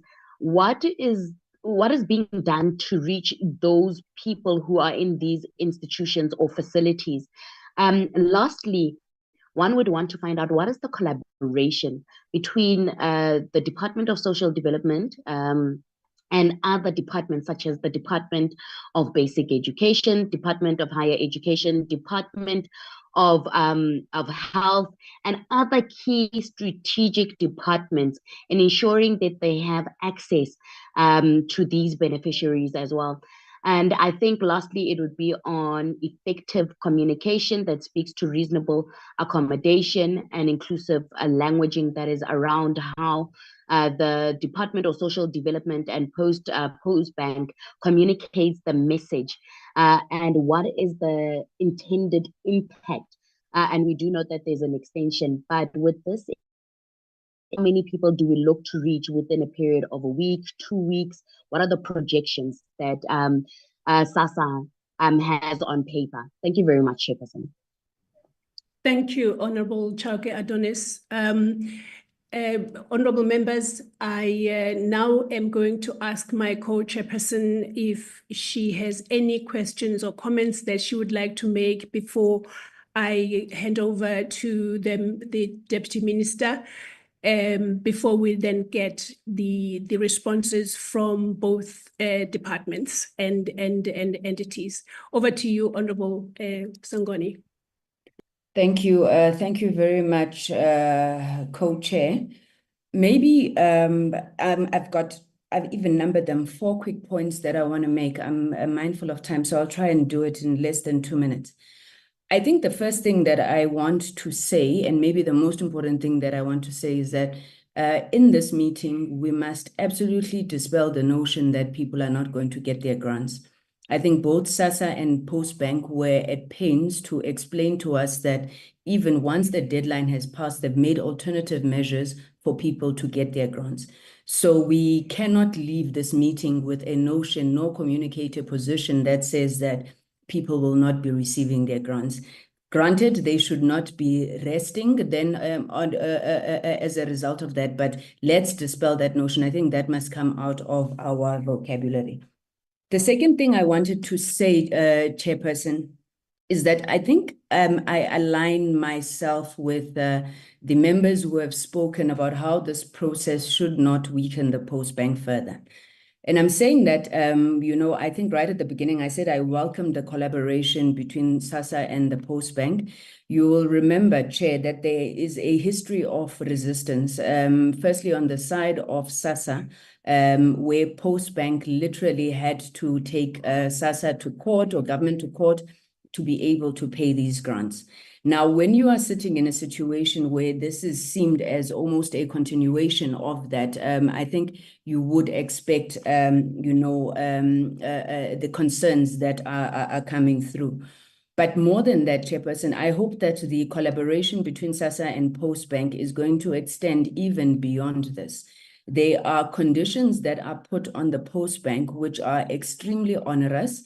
They not only affect the bank, but they also affect its clients.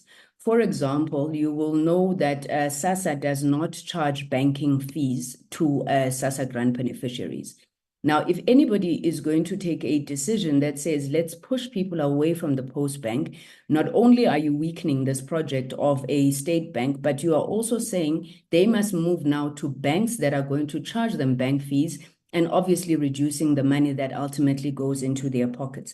And I'm hoping that once this process is concluded, Honorable Minister Tolashe, Honorable Minister Malatsi, there can perhaps be a conversation between SASSA and the Post Bank in terms of that agreement, how it does not allow Post Bank to provide value-added services to its clients, which are the SASSA beneficiaries, while no such conditions are being put on the commercial banks.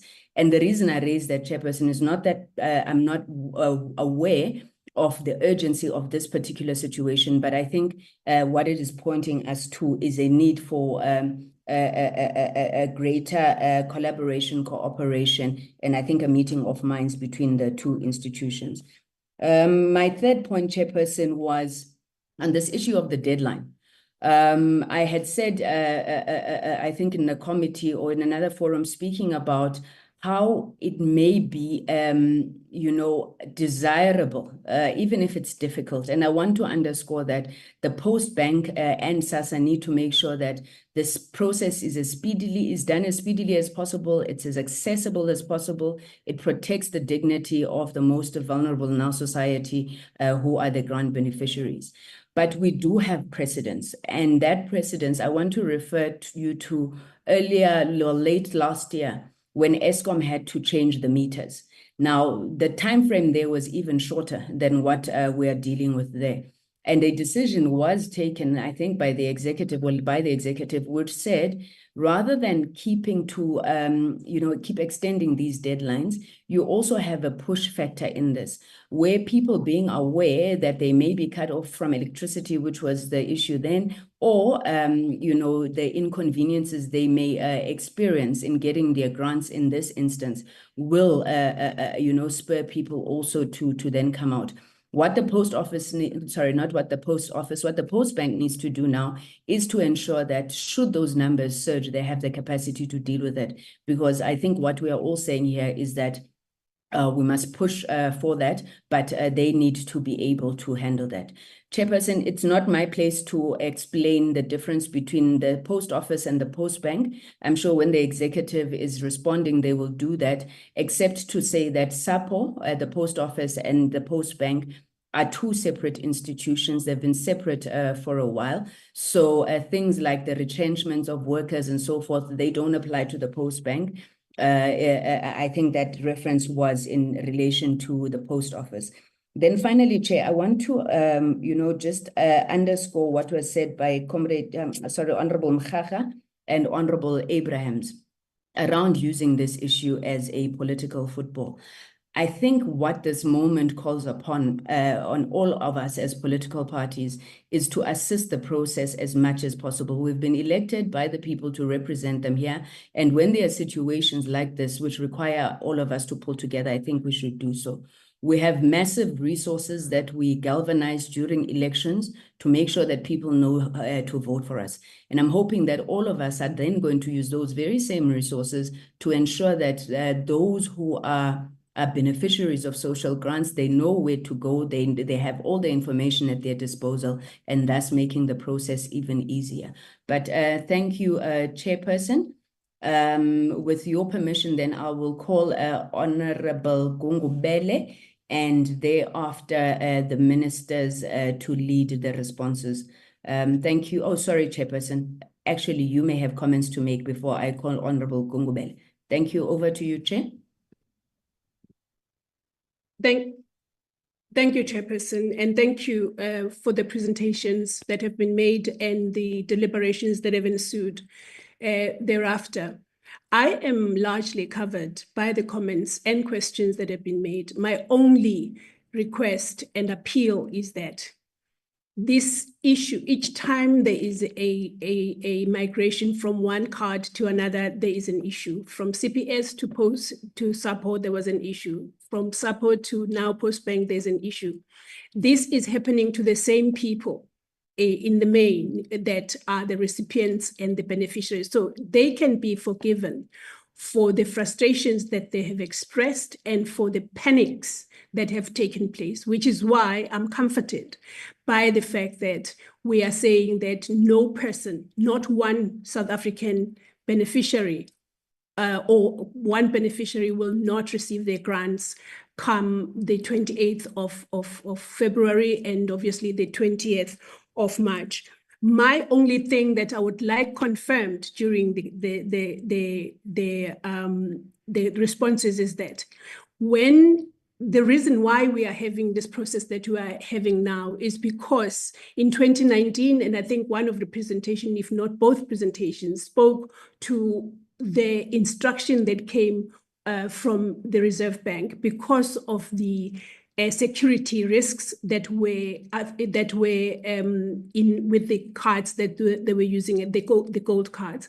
I want to know if these cards now that we are rolling out, if those risks have been mitigated, and if those cards actually belong to people, so that we don't have like what we've had, where a card is just a card that anyone who has access to any information can actually use that card and get the money, because then it will mean that all this work that is being done now, which I appreciate and I really, really welcome, the work that has been done and the improvements that are being communicated to us today, then that all that work will be in vain. If it means that the rolling out en masse to all these people, we are rolling out cards that are not personal, like a black card should be. A personal card that says Bridget Masango is, for me, an open door, and I know nothing about banking. So I would like that to be taken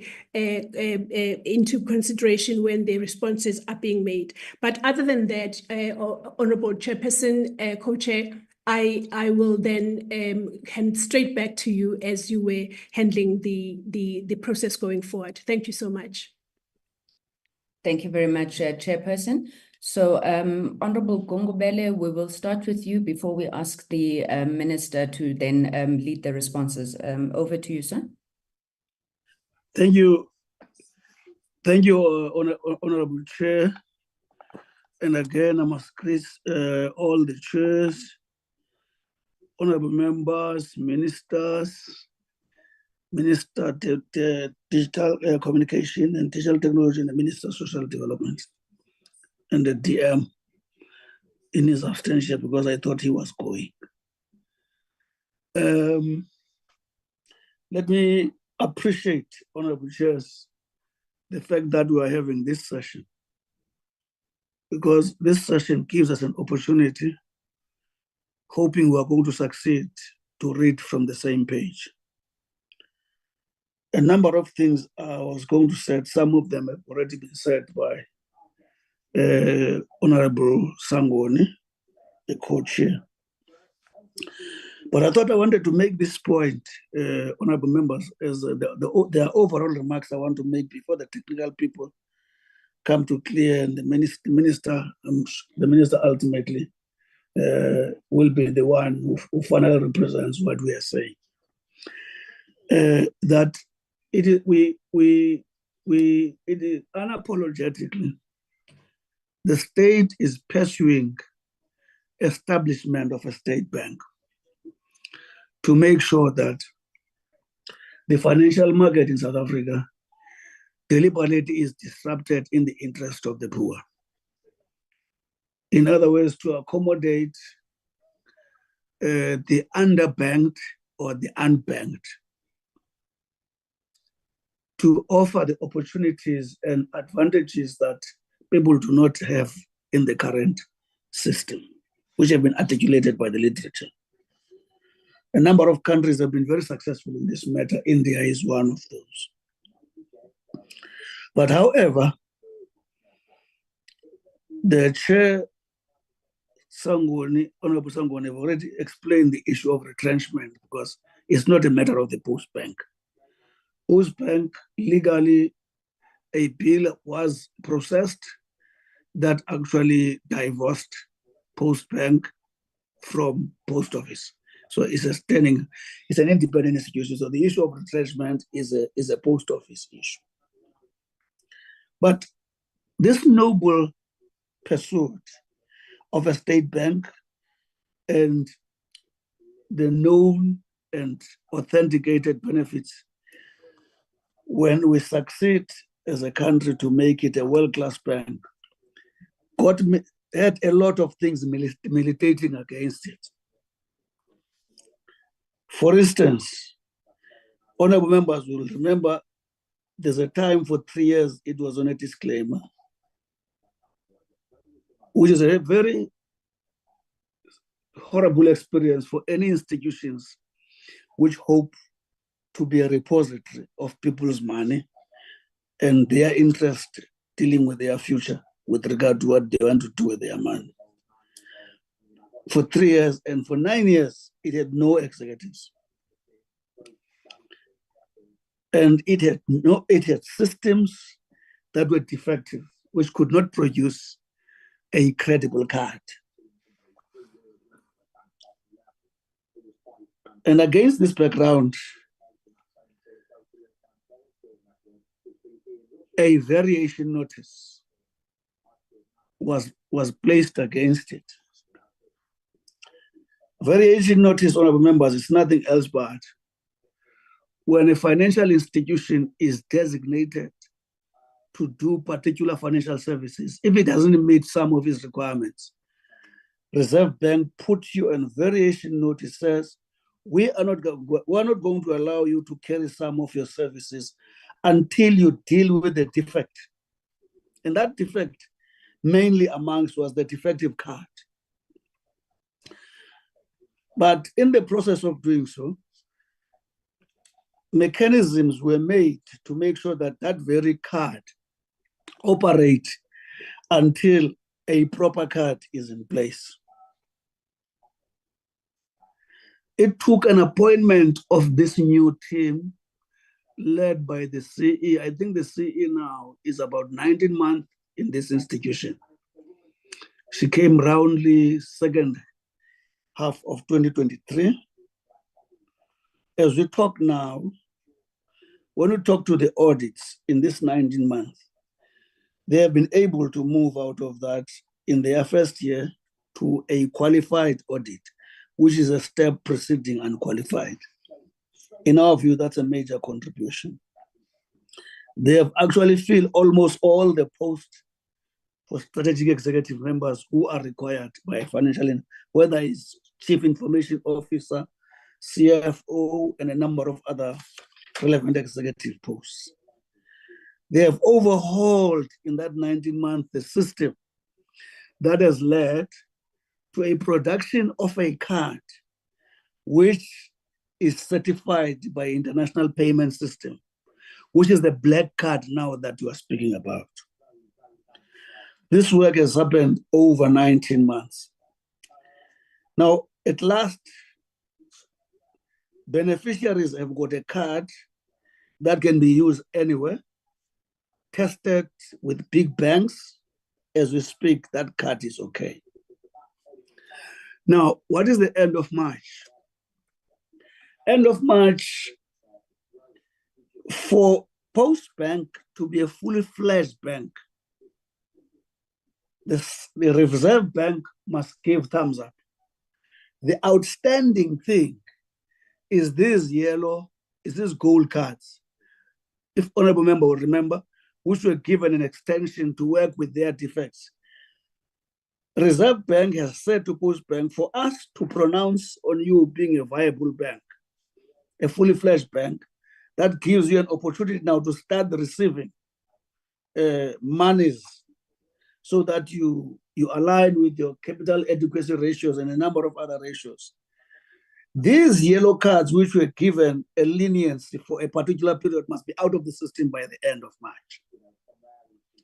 The exercise now is about doing that. Of course, ideally, one would have wished that by end of March, all beneficiaries have their black cards and the gold card is out. And I want to make this point upfront because the risk of defending weaknesses can undermine people being aware of the strengths that are there in the system. We generally agree that the project has not been well conducted. I've met the team on that. We agree that the project could have been run differently in spite of the good work this team has done thus far, other than this swapping. Now, there's a general acceptance that by the end of March, complete swapping having been done, that could be an illusion. It is against that background that the team over and above is doubling up in ensuring that beneficiaries are registered so that they are processed to qualify for cash, for what do you call this? Cardless access to their money. Exactly what the SRD are doing. They have guaranteed, like the Honorable Chair of the Portfolio Committee on Communication, that come the 1st of April, those, because at the end of March, all these cards that are yellow must stop being used at the end of March. Now the question was, those who have not yet received their black cards, what are they going to do? It's those who will migrate to the cashless, what to call, to the cardless, what to call, access to their money like the SRD.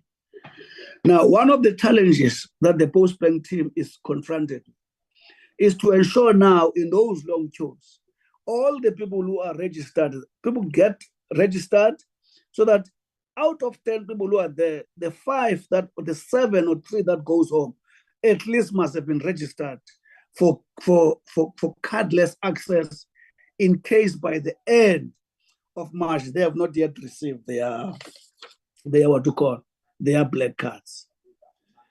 Now, I thought it is important to make this point that there's a risk of thinking that you've got a useless team here because you would not have been briefed about the major work they have done. But the fact of the matter is that the major work they've done will not make us say when they are not doing right, they are doing right. Here, this is the aspect they must have, they accept that this project could have been run differently, but I thought that broad picture is important. Now, why am I saying this, Honorable Chair? I think the Honorable Chair of Communication has made this. It is a matter of socio-economic and national interest that our people have got access to a state bank which have got benefits that these other commercial banks don't have. There's a number of SMMEs who do not have access to finance. It's our submission based on comparative studies done that a state bank, world-class run, has a capacity and the potential to actually give our people that opportunity. And with the exception of this swapping, we want to make a point that this is a team in 19 months that have done the things that it has done, which in my view, we need to accept that this project could have been run differently. But what comforts me is that the failure to do complete swaps by the end of March, like the chair of the communication has said, should not translate to people not having access to their money. I thought it is important to make those remarks, Chair. Thank you for allowing me, affording me that opportunity. Thank you, Honorable Gungubele. We can see the exhaustion on your face. Honorable members, let me apologize. I know that my co-chair did say that we needed just an extra 30 minutes, but I think the issue is important enough that we continue for as long as you are able to bear with us.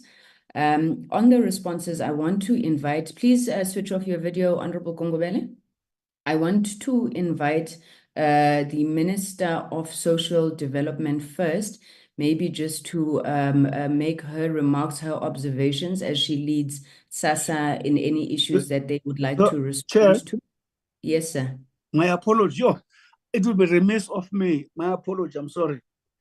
One thing I know we agree in the department, which is unfortunate, whenever problems, incidents that are negative occur around this situation, the punching bag has been the Ministry of Social Development. And we thought it is important to say that. That is very regrettable. Even when I was a minister, Honorable Chair, I tried to say to the media, when there was a problem of the glitch of 5 to the 6th September 2023, please deal with me. Unfortunately, when issues that are affecting beneficiaries of SASSA occur, the immediate punching bag becomes the Minister of Social Development. I think myself and my minister, we do acknowledge that. I hope the minister will also confirm. I thought it's important to make that point. Thank you. Thank you, Honorable Gungubele, and it's a very important point that you're making to say that you know, as we deal with these issues and the challenges perhaps the Post Bank would be having in rolling these issues out, we must always be alive to the fact that SASSA and the minister are the ones who are taking the blows there. Minister Tolashe, please may I invite you to lead SASSA. I think a lot of the direct questions were largely to the operations of the Post Bank. So I would want to give Minister Malatsi and the Post Bank team the last word, where they clarify exactly what it is that they're doing and how they're going to bring comfort to the members. Minister Tolashe? Thank you very much, Honorable Chairperson and the other chairperson. I really must appreciate today's interactions. For us, they speak a lot, quite profound information that might be used going forward. However, Honorable Chairperson, SASSA Act makes it compulsory for SASSA to administrate the social assistance in terms of Chapter 3 of the Social Assistance Act of 2004. And it must perform delegate to it under that act. More than once, honorable members have been harping on that and trying to explain to us what is it that needs to be done by SASSA. Whilst I understand very well the inception of Post Bank, the thinking behind the strategic intervention by government, Regulation 23 of social assistance requires beneficiaries to choose method of payments of their choice, whether Post Bank or whatever, or other commercial banks. It therefore means that as long as Post Bank improve its efficiency, there'll be no need for beneficiaries to choose any other bank. They'll automatically remain with Post Bank. Honorable Chairperson, as SASSA, we are responsible and in charge of the implementation of the Act in its totality. And there are no negotiations about that. Whilst we understand the challenges that Post Bank is going through for years, all that cannot be at the detriment of SASSA. As correctly Honorable Deputy Minister Gungubele has just articulated right at the tail end of his input. This all talk to SASSA. This all make things very difficult for SASSA. Once Postbank is getting closer and closer in trying to resolve its own problems, which I guess, Chairperson, it must not be allowed. For the fact that anytime we can be taken to court and we'll be standing alone to make sure that we explain ourselves on the quagmire that we find ourselves into. Because it's SASSA's responsibility to do all that. No one disputes the fact that the Post Bank has been established. No one disputes the fact that it has its own problems. However, the selfishness within Post Bank is what really frustrates all of us. And as such, it doesn't even show any capabilities to be able to turn the corner. More often than not, we are made to listen to Postbank and its problems and its challenges in the implementation of its own mandate as per the arrangement. I guess, Chase, it has got an element of being unfair, I must say, here and now. Because we are on the receiving end consistently as we have traced it back to the earlier years. Today, we got to hear new information that we never got when we had briefing between ourselves. And that, again, it opens ourselves very wide to the fact that we would have to keep this project and make it work outside all the budgetary arrangements. And once again, will be found wanting by AG, and it will come back to SASSA once again. Chair, our problems are enough. Our plate is full. You would know better that our plate is full with all other challenges that are out of our own making. We cannot afford, therefore, to entertain problems of other people whom majority of time demonstrate selfishness. To say, wait for us until we resolve our matters. Once SASSA is bleeding with all that they cannot do. Very limited, if there's any, commitment of what has been done in the just last 10 days, in the next coming 5 days. We're talking broadly, highly sophistication.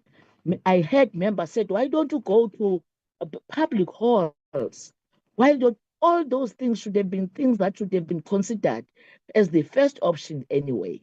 I want to say, Chair, I appreciate this, but I need to be very, very honest with this very important joint meeting to say, as SASSA, just like Postbank, we'll have to carry our mandate and make sure that we avoid to get into a situation where we'll be in court again for things that are quite obvious and we can even see them coming. We need to make sure that we avoid them as early as now. Postbank must put its house to order. It must just put its house to order. The conditions that it has with the Reserve Bank, those are the conditions between Postbank and Reserve Bank. SASSA should not be made to have to carry the burden. I am very clear on this, Honorable Chairpersons, both to say from here going forward, Postbank must bring us something that seeks to suggest that in the next 20 days, they would have been able to make sure that they resolve the quagmire that was seen coming in the last 6 months. When I opened, I said, we saw this coming and we had interaction with Postbank last year already. It's almost 5 months down the line. Things that we discussed and saw them coming has never been resolved. I don't have hope and trust that they will ever be resolved. Hence, I emphasize the fact that just like Postbank that must make sure that it appeals Reserve Bank, we have a responsibility to make sure that we adhere to the Constitution of the Republic and make sure that we perform our mandate such that nobody doubts our commitment as SASSA that we are able and capable to do what at some point was pronounced by the court of law. We are seated where we are. We have got stacks and stacks of court outcomes that were against us as SASSA. We can't afford, Chair, with due respect, to take more. It's quite enough. I wouldn't want to do anything else. Very respectfully, Post Bank must put its house to order. It cannot be us that must take the blame and the shame. Myself, I know for a fact that elder people were crying, standing in the long queues with nothing else except for them standing there, no water, no ablutions, nothing. And now we are made to have to provide that for things that we all know that they are not being budgeted for. Is that fair? It can't be fair, Chair. Distortion of information is being presented in this meeting for things that we know for a fact that they don't exist anyway. I really want to appeal, Chair. Thank you for having been able to make us to sit together to exchange so that you, as playing your oversight, you can see what this is, what it is, and be able to play your oversight in the process. But apples should be apples so that we can all take it from here going forward. Thank you very much, Honorable Chairperson. Thank you, Minister Dolashe, for your reflections. And I don't think there's anybody in this meeting who is not appreciating, the frustration that you're feeling and obviously the hardship this is causing to the people on the ground. So thank you very much for that frank assessment. Minister Malatsi, I know I don't have to say that, I was going to say in the responses, please, can we try not to be defensive? I think what the minister is saying is that they have problems and need the Post Bank to get its house into order. Not all of the issues that were raised were really questions. And I think what is coming through is that the situation is on the ground is untenable and a request to the Post Bank to get its house into order. Honorable Malatsi, you have the floor. Thanks very much, Chair. And with your sentiment, I think you basically read from my notes, because there are three important things about where we are now. One is the acknowledgement that the project hasn't rolled out as well as it should have been. Secondly, is that there is nothing to be defensive about because the reality of the situation we are in is simply because there are genuine concerns across the board about the impact of how this has rolled out and the impact that it is having adversely on the social grant beneficiaries. And three, being that we're going to use this opportunity for the Post Bank to be able to show that, in recognition of the fact that, one, we haven't rolled out this project as well as we should have, and that there have been weaknesses in that execution.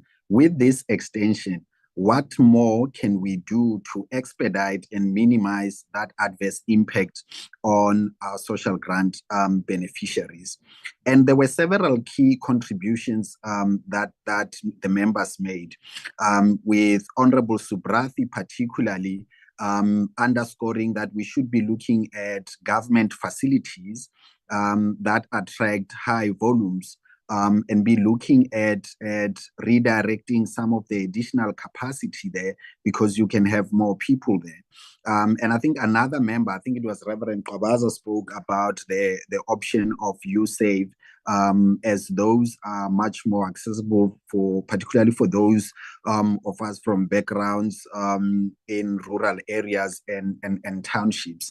And I would like to also just get the Post Bank to speak to the question that Honorable Makhubele raised about the capacity that the IEC has, because I'm aware that this was considered by the Post Bank, and they can just indicate in terms of where did that discussion about sourcing on the capacity from the IEC to be able to help in this regard. Honorable Chairs, this situation that we are in represents the biggest test and the biggest opportunity for the Post Bank to be able to showcase that it can meet the demands of the service that it's required. And that's why I keep underscoring the point that it is not for any of us to be defensive about what is obvious, is that the take-up rate of the switches has been low. And in that shows that there's something that we haven't done right in order to get the figures to be as high as we'd want to. A lot of what has come out from the members' contribution is something that all of us should care about. That being that the dignified manner in which the facilities and the services that are being provided throughout the country during this period that they should be in, so that we do not, in one way or the other, harm or be seen to be infringing on the dignity of the SASSA beneficiaries. I'd like to, chairs, with your permission, to get the Postbank team to deal with the very specific operational matters that have been raised, and underscore that even over and beyond this meeting, I think what is necessary going forward is that there is a reporting mechanism for the both portfolio committees that speaks and showcases the progress being made, one with regards to the switches on a daily basis. And I think it's something that Honorable Matafa and another member, I think it was Honorable Mare, if I remember very well, spoke about in terms of even leveraging every public platform about spreading the message and giving people the information that they need about the availability of those sites and the functionality of those sites for the period in which we're encouraging members of the public to. I'll hand over to the CE and the Postbank chair if he so wishes to lead the response from the Postbank. Thanks very much, Chair. Thank you, Minister. Mr. Ngema. Thanks. Thanks, Chair. Thanks, Chair. I'm avoiding the camera. It embarrassed me the last time. I want to be quick because I know the executive is keen to respond. I thought it's incumbent on me to start by saying I think it's a given, the humility of the Postbank in accepting the criticisms and the guidance of the public representative. I think at no point would we want to be perceived as arrogant in dealing with the issues. We fully accept some of the issues that we fully accept that. Although we've had portions that have worked, but too many portions haven't worked, and we fully accept the information and the criticism that have come, and we undertake that we will respond to those in full to that extent. The second thing I just wanted to raise is, because this point was raised generally, is that the Postbank expects and the same treatment from SASSA as any other bank insofar as the standard of performance is concerned. The Postbank is treated in exactly the same manner from the regulator in terms of expectation from other banks. And I raise that point, Chair, because just to give assurance that the quality of the card, for instance, the Postbank has to issue is exactly the same card as all other standards. The Postbank does not in any way feel entitled to particular customers, be they SASSA beneficiaries or whatever. It understands that it must end that, and it has proceeded to implement improvements in operational performance, in governance improvement. We've gone out of the disclaimer, among other things, and in regulatory performance, we have fulfilled most of the Reserve Bank requirements going forward, and all of that. I just need to make the point that, you know, since the last incident that happened in the payment of grants almost 2 years ago, we have seamlessly performed in grant payments like every other bank. We have been as reliable as every other bank in the payment of grants going forward. We accept, of course, that this particular incident of card exchange is a particular point that has created a bit of mystery, but I think it was important to make the point to just assure the Minister, to assure SASSA that we are not taking for granted this responsibility that we have. We are not taking for granted the mandate that they've given to us, and each day we're dealing with the issue with the issues that they've raised to us. I think that just two other issues before it comes, just to say, you know, we accept also that we may have not have been as sensitive, whereas 70% of our client, of the beneficiaries we deal with are child support beneficiaries are on the young side. But I don't think, I think SASSA has now guided us to become a bit more sensitive than we have been in dealing with the more vulnerable segments of our population, the elderly and the disabled. And we really want to thank SASSA for that guidance, and we'll continue to work with them in that regard. And lastly, to say, we take fully the undertaking about looking at other sides. Obviously, we look at the retailers in the first instance, because that is where, because the people who are exchanging cards already have cards that have been receiving grants every month, and they've been using the same retailers to receive grants. So that's why we started with them, but full acceptance of the additional responsibilities that needs to be there. I wish to perhaps invite the CE, with your permission, Minister and Chair. Thank you. Thank you, Mr. Ngema, Chairperson of Postbank. Ms. Mbengashe, the CEO. Thank you, Chair. Thank you, Honorable Chair, and thank you to every question that came from the honorable members. Do not follow the Chair's example. Switch your video on. The people want to know who they must blame. Okay. Thanks. There's my video, Chair. Thank you. And I just wanted to say, from a Postbank point of view, the executive of Postbank do not take lightly to everything that we've seen on the streets, the way that everything has actually happened. It absolutely was not the plan. And that's why I think in our presentation, we said this we've taken as a #1 priority. We do not take pride in anything that has gone wrong. It is our view as well that we recognize the importance of a grant beneficiary. We understand how important this money is to the grant beneficiaries. We understand that they've got nothing beyond this. And therefore, that's why we are working around the clock to improve everything that could actually be improved in the shortest time. I think also, perhaps in our presentation, we absolutely were not making excuses of anything that we might have done better. I think in our presentation, we just wanted to share context of how we derived to be at this point, but also how we had planned the project and how we've done it, and the things that did not work the way that we thought they would have worked. This is by no means, by the way, but anyway, also saying we think things could have not been done better in some aspects. We absolutely accept that. We absolutely accept that. I just wanted to share that and recognize that. I will take some of the questions because I recognize that some of the questions have been dealt with by the Chair, our Minister, and the DM and the Chair of the Administrator of Postbank. There was a question around increasing capability. That's why we said we've negotiated differently with SPA.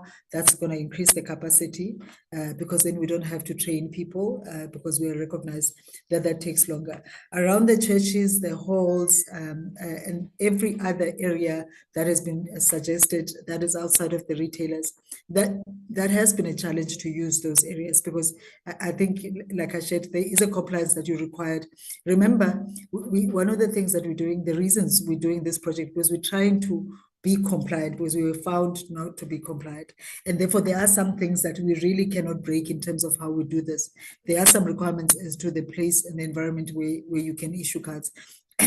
When we started this project, our ideal place would have been halls because we do have a list. We actually even went around collecting the number of halls until we understood with the Reserve Bank that there's some things that we can't do in terms of the qualification of the space within which you have to issue the card.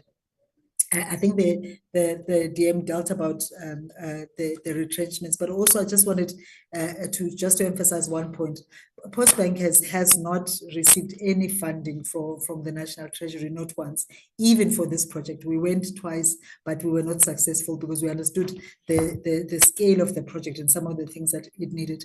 Remember, Postbank existed only in head offices, which was in Pretoria and in Bloemfontein. So we understood from the word go the complexity and the scale of the project, but we made it work with what we have. And I think the team around me, they really did everything that they could. The clarity on the deadline, I think, again, the DM touched on that the deadline of the variation notice is the 30th, and therefore the reason we're given the 20th was we need to close out on the matters post the 20th and allow the sub as well to audit that closure. And therefore, the 30th of March is the 30th of March. The reason we talk about June, the June was just saying we will allow, the ideal for us is that as we're guaranteeing that people post-March, we guarantee people will have access to their grants. And maybe something else that sometimes I found in some meetings, there was a question around it. A person's grant goes into their bank account. The post bank account is a normal bank account. There is nothing different from any major bank. A post bank account is the same. If your money, if you don't take it out today, it stays in your bank account. I think that was one clarity. But I just wanted to say that we are guaranteeing that post March, if you don't have the card, you will have access to your grant.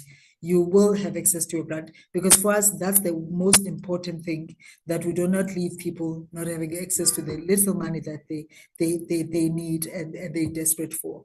And that's something that we're guaranteeing. And then the cardless solution, I think there were questions around the cardless solution and the education that we're going to give around that. Yes, we're absolutely going to do that. That's why the way we're doing it now is that we'll take the cell phone and the person will let the person understand on their cell phone. We'll send them something that tells them about how this process works. But like I said again, it is really easy. You just bring an ID. That's all you need. Bring an ID to the retailers that we've partnered with, which are the same retailers that our customers know that they can get their grant from. So we're not changing even anything on that respect, that they will get their grant from the same places they'll get now. There was a question around mobile offices as to if they are needed, or they go. I wrote my answer. The roving teams that we're talking about, they go where they need it. That's how we use them. They supplement where there's a shortage in capacity, or in the most rural areas as well, where there is no other bank. There is absolutely nothing, which is quite mostly the reason why actually Postbank, I think, still exists, because as much as there are commercial banks have it easier, because their sites, firstly, they do have branches that already exist. So if they were to do something like this, it would have happened quite easily. And also, if they do something like this, they probably would have struggled to service the very same customers that Postbank has to service, which is a pride in Postbank, because that's why we exist. We want to do that. That's exactly why we support the existence of a state bank, because we understand that the banking accessibility is not there just because the current commercial banks exist. That's why we need a state bank like Postbank. Local municipalities, I think we've talked about, we absolutely collaborate. I think one of the major areas SASSA has helped us is to link even with traditional leaders, local municipalities, up to the point that we speak to the councillors, and we expand using this channel. There was a question again about our communication. We did go to local radio stations. We did go to community radio stations. Where I suppose in my presentation, I just mentioned social media, but we absolutely did go to local radio stations and community radio stations. And we will expand. We take the feedback that some people might have not heard the comms. We will expand as much as possible. We have just now also partnered even further with SABC to expand on that communication. So that's something. And then there was a question around glitches. The project has not had glitches. The one major thing that we actually struggled with, and I think I shared earlier, was the DHA link. I've explained the deadlines, and I think there was loss of clients, what will that do to the license? Postbank, I think loss of clients to us, like any other bank, will be quite devastating. The SASSA account is quite a big account for Postbank. So loss of that account and loss of clients is something that we really work very hard to retain and ensure the experience gets better and better.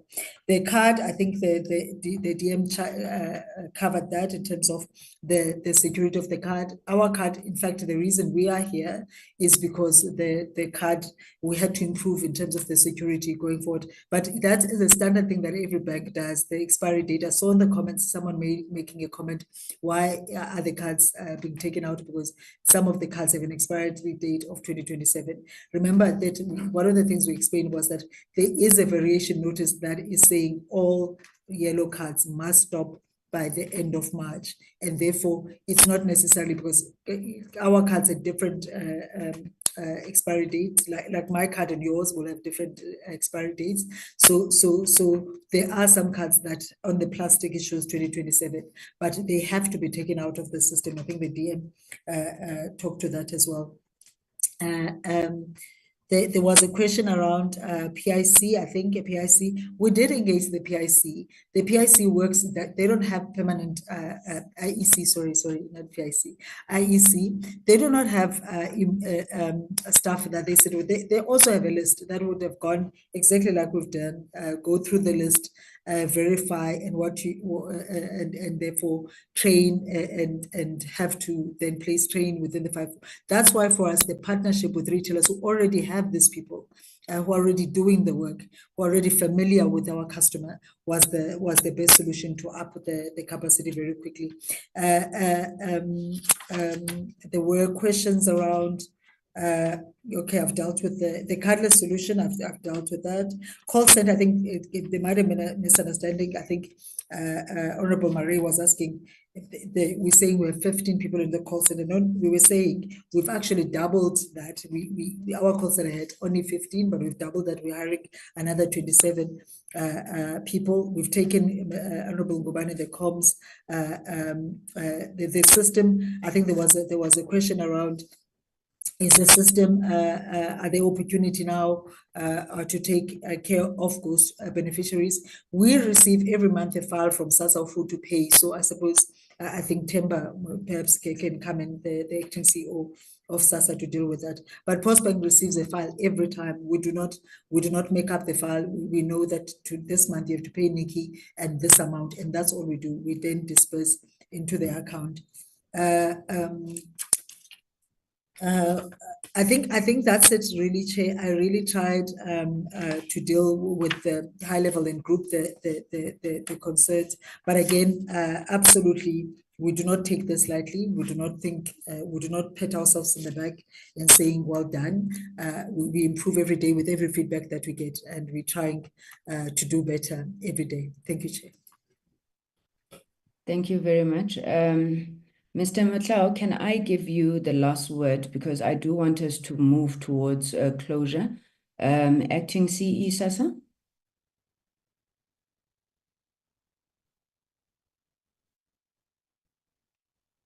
Mr. Matlao?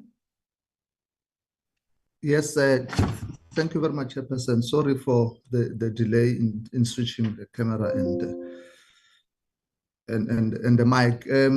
Let me join my colleagues and really appreciate the guidance and the support that the honorable members and you two chairpersons providing to the technocrats. And indeed, our aim is to listen to your guidance and go back and strengthen the areas that we feel it is important that you guided us to really strengthen.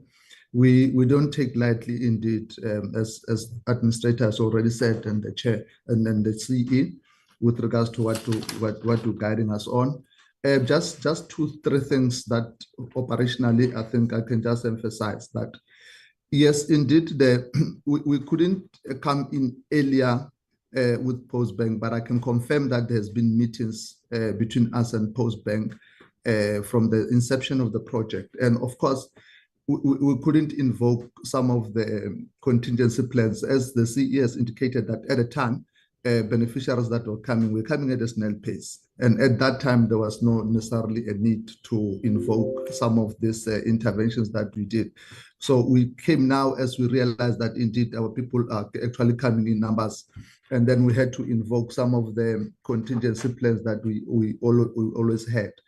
And yes, we confirm that, Chair, we can share the statistics with regards to the different channels and beneficiaries, including all the method of payment changes that are happening. And of course, to just confirm that this process also, yes, it gives us the opportunity to strengthen our system in terms of the verification of the people that we're paying. But just to say, this has been a normal operation in our making, because as we prepare the payment file, we do have a real-time interface with department like Home Affairs, so that it assists us to deal with those that are not supposed to be paid. And we are also implementing the biometric beneficiary enrollment, just to detect those fraudulent cases that may emerge. And also just to indicate that also as one of the last point, Chair, that to deal with the issues of safety of beneficiaries, dignity and everything, we did indicate that our outreach model, it actually leverage on the support that we have with different departments, civil society and everybody. That's why we are able to access the community halls, because we've been doing this over the years.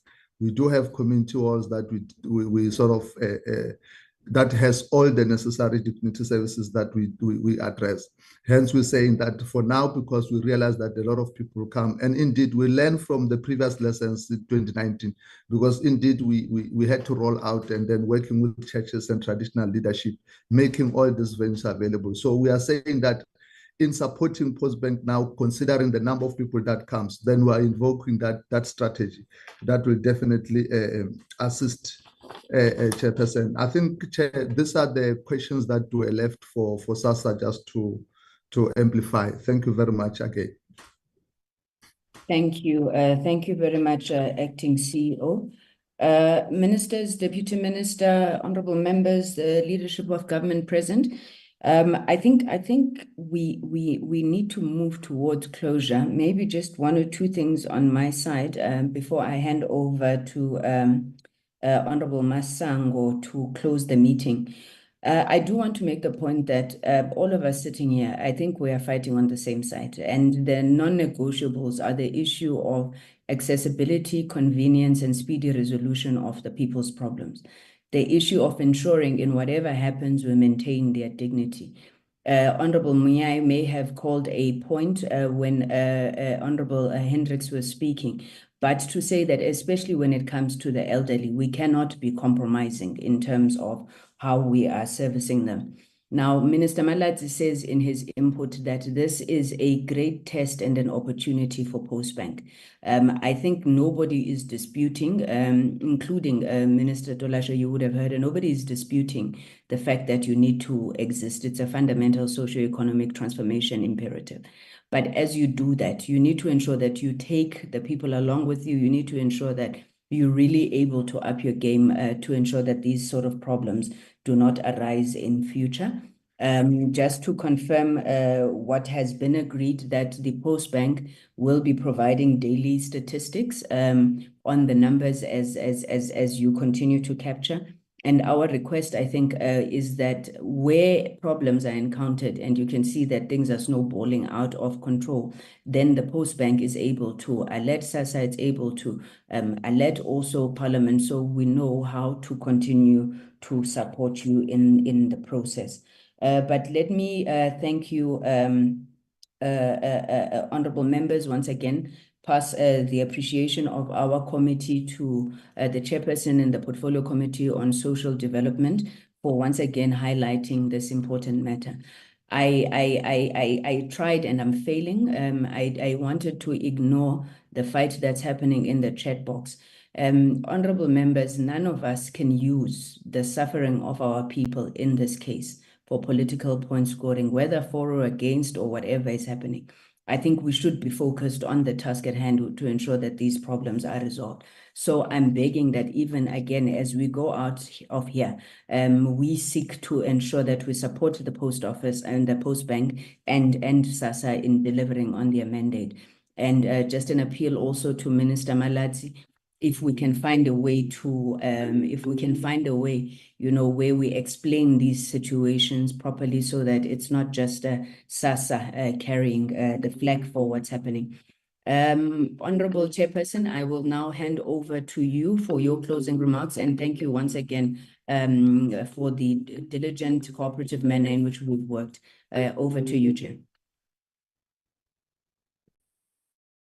Thank you, Chairperson, and thank you so much to the two ministers and the deputy ministers and the members of both committees. I think the discussions that we've had are encouraging in that we are all rallying around the people that we've seen suffering on the ground, and that there can be no other way of describing the spirit of this meeting. And I cannot agree more with my co-chair to say, can we not, for a minute, can we just use this platform and these discussions to make sure that the people that have brought us here, that is to Parliament, actually see us working together in terms of our oversight responsibilities for their favor or for their help, because that is what brought us here. It was the suffering that we were seeing on the ground. It was the struggling that people were exposed to when they went to the sites, and they were everything that they experienced brought us to where we are today. And I wish to very much appreciate the way the members, the honorable members, have handled this thing, have come with suggestions and recommendations for how this can be done for the benefit of the people that have already been categorized by the Constitution to say they have no other income that they can get other than what the government is giving them at the moment. So in my appreciating the presentations and the responses to the questions, I would like just to push for, as we communicate these statistics that we will be communicating, as far as the mobile sites, who I believe will have to be on board as quickly as possible. If it's possible, please, and I'm asking that it be possible for that matter, if we could have just to know, to understand where they are, so that we are able to use the public representatives on the ground, and that is councillors and whomever else that is on the ground, for them to be able to direct people where these mobile sites will be, because I believe they will do a lot of work in the gaps where between where the offices or whatever else that we will be using for this rollout. Other than that, I really wish for us to know that the people of this country are appreciating the fact that we are meeting at this short notice for this long, just because we have realized what may have not gone the way we would have wanted it to go. And we are saying it has to be brought to where it needs to be, and taking responsibility and accountability for that matter as the members of Parliament to do this oversight that we've been asked to do. So with that, I just would like to thank each and every one of you, my Minister of Social Development, Honourable Minister of Communications and Digital Technologies, and the honourable members from both portfolio committees, and the people that make things happen. And those are the people in the entities. Your work is acknowledged, but of course we will raise our voices where gaps are visible, and this is why we are here today. So thank you for the work you are doing. Let us please go away and do what we have undertaken to do today for the benefit of the people on the ground who have already been categorized as vulnerable and poor. So thank you so much all. I would like, with the permission of my co-chair and all of you, to declare this meeting adjourned with my thanks. God bless you. Thank you, Chairperson. chairpersons. Thank you. Thank you to all chairpersons. Thank you, Thank you, honorable Chairperson. members. Thank you. Thank you, Chairperson. Thank you, Chairperson. Thank you. Chairperson, and good evening to everybody.